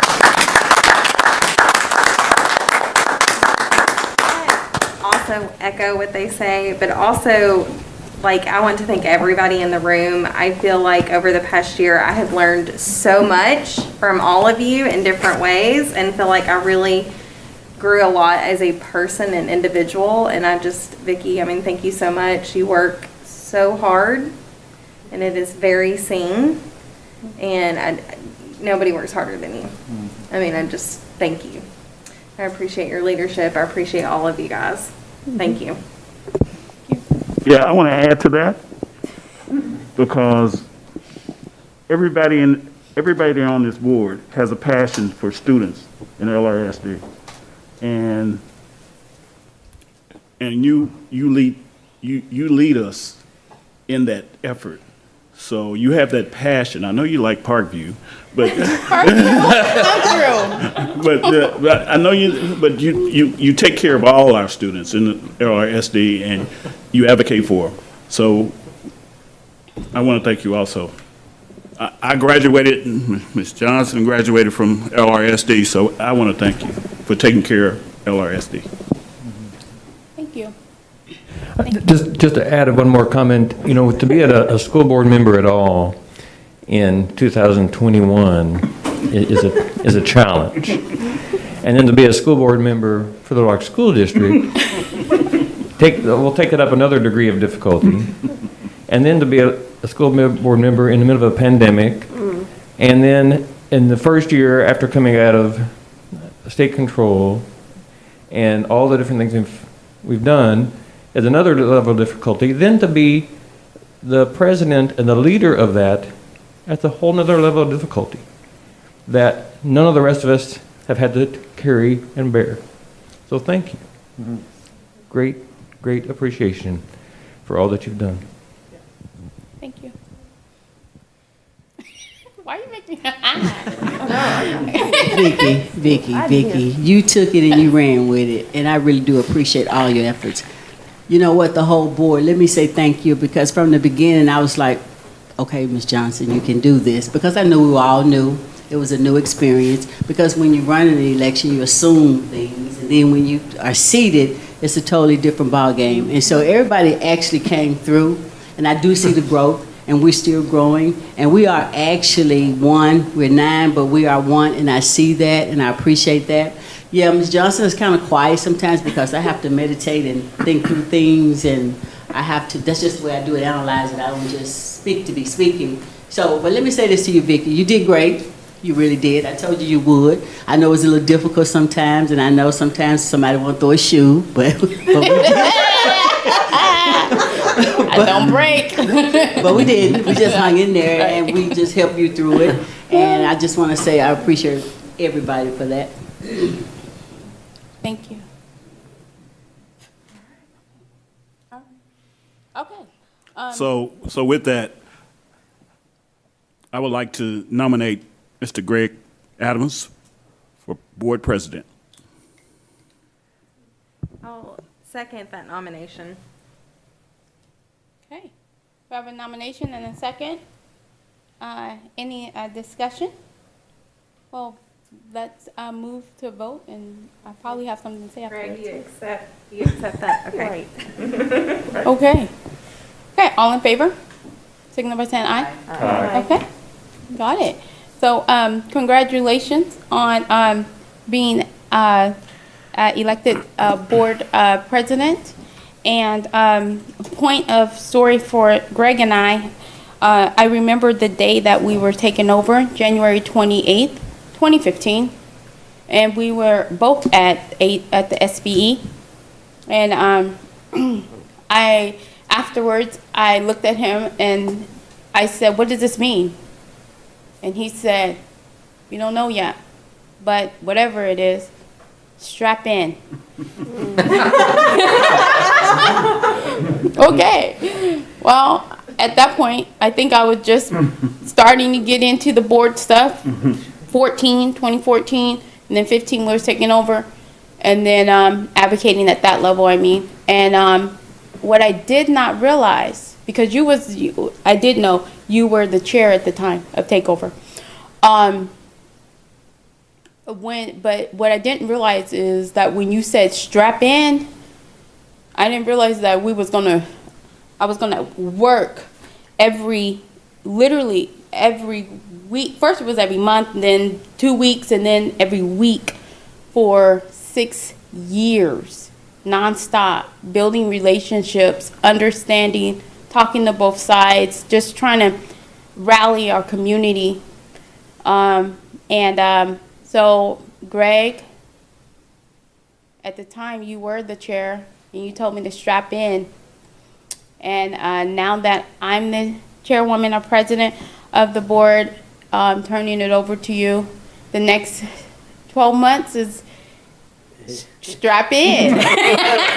Strap in, lean in, and then I look forward to continuing to lead with you and our other 7 colleagues, and keep the main thing, literacy, student achievement, student focus, and of course there is a team. So so we have a new board president starting next at the top of the year, and that will be Greg Adams. And we have some more nominations to move on to, so appreciate that. And I see you whispering. What you got? I was just going to note, I wanted to make sure there was actual vote. I think I might have missed the actual vote. Oh, yeah. We did. Yeah. But there was, according to, Yes. he confirmed that there was. But at this point, as the chair, Mr. Adams would be officiating the remainder of the election. Oh. Is there we go. So as soon as the vote happens, Last it year, takes, okay. when Mr. Billingsley helped out, once the first nomination, when Ms. Hatter was elected, then Ms. Hatter ran the rest of the election, so from the same protocol. It would be the new board president. Well, I thought he did. Is that how he did it? I thought he ran through all of them, and then after because we was on Zoom, so he went through all of the officers, and after all of the officers were elected, he turned it over to the. Now, when I spoke with him today, and he recalled it the way I just suggested, I could be mistaken. Yeah, I was so involved because I was like, they just. And then because I sat there shocked right for the next couple nominations. That's how I knew it, because I didn't say anything else. Okay, so I'm going to move forward now with the rest of them really quick and then turn this thing over. Well, Ms. Hatter, I have a nomination for the next spot if we're ready to move on to that. Yes, please. So I would like to nominate Michael Mason for vice president, if he will accept that nomination. I accept. Okay. Second. There's a second? Okay, I'll prepare, any discussion? I'm sorry, who is the second? morning. Chandrika. Sandrika, okay, thank you. All right, prepare yourselves to vote. All in favor? Aye. All right. Congratulations. Okay? Yeah, you get to cut people off. Yeah, you gotta be quick on that. Okay. And next up is the secretary. So we'll take a nomination for secretary. I nominate Sandrika Morning. Second. Okay. I don't accept. Oh, no, no. Why do this? I promise. I do not accept. Okay. You got that? And she's serious. She is serious. Okay. Thank you, though. Thank you for serving, because you're still serving, amen? Yes. Okay. Yes, amen. Ms. Callaway. Okay. Callaway look like what? Do you accept? Yes or no? Second. I second that. Okay. All right. So did we have a second? I didn't hear a second. Did we have one? Sandrika is- Okay. Any discussion? All in favor, signal by saying aye. Aye. Okay. Then we have our dispersing officer. Someone remind me what that does. They sign all the checks. Actually, you could talk to the former, because he used to do it. He signs the checks and do all that greatness. I would like to nominate Norma Johnson for board dispersing officer. Okay. I'll second that. Gotcha. All right. And then last, We got to do a vote, please. First oh, vote. thank you for that. Okay, nominate, who's it, the second? Leanne, that's it. Okay. Any discussion? Prepare yourselves to vote. All in favor? Aye. Any opposed? Okay, there we go. And then the last one is the legislative liaison. So who is always up at the Capitol? Okay, that's fine. Okay. Second. All right. All right. So We have to vote on that one. who did the second? That's how much I'm paying attention. Okay. Any discussion? Prepare yourself to vote. All in favor? Aye. All right. And there you have it. So, so we have new officers starting, and y'all will serve for the next 12 months. And congratulations, and I look forward to continuing to serve on the board with you. Yes, sir? Thank you, Ms. Hatter. I just want to say thank you to the board for that support and the opportunity. I want to remind you that the last time I was elected school board member, we were taken over by the state. Oh, that better not happen again, because, honey, So, I am. so maybe you don't think lightning's going to strike twice. I used to run, the first 2 times I ran for the board, I had no opposition formal, and I would say the only opposition I have is at my house. But I look forward to working with all of you. And I don't remember everything I told Ms. Hatter on that day in January 2015, but I totally believe that. And I would throw it off for all of us. I think we're going to have to strap in. We have some challenging months ahead, but there's no reason to doubt that we will not be up to that. Yeah. I look forward to that. Amen. Yep. Let's lean into these courageous conversations. Okay, so you guys, board comments or anything? Okay. So Well, one thing. we have 2 things. Go ahead, and I'll Mike, share my 2 the things. readings of our cards. Greetings. Oh, Yeah, of our cards. and then we need. What is it called in school? And then right when you have to have someone read to you, it's a sped service. What is it? It's saying you all need intervention because I won an award for penmanship in 3rd grade. Oh my God. I was viewed as being, What year you was know, that? Don't. hey, I wasn't here. I wasn't here. Oh, no, but, oh my goodness. So with that, you guys, please remember that we have some signatures, some documents that needs to be signed. And then, okay, I'm moving forward. I move forward. Okay, then, yes, amen. All right, and so just stop at the back table, or are we good? Okay, stop at the back table and sign those official documents. And you guys, this is the last time I see you until January. Woo! And it's a pleasure to be with you guys. You know, leading our district. And Nolan, you have something to say. Well, you know, it's okay. It is actually something I think would be better addressed for me to send to the superintendent to potentially take up at our agenda meeting in January, rather than raising it now. Oh, and start- amen. Okay? Amen. Let's finish out the business. And I will entertain a motion to adjourn. I know it's my favorite motion. Yeah. I move that we adjourn this meeting. Okay. All in favor? Aye. All right. Little Rock and beyond, we'll see you in 22. Amen. Have a wonderful holidays, and good night.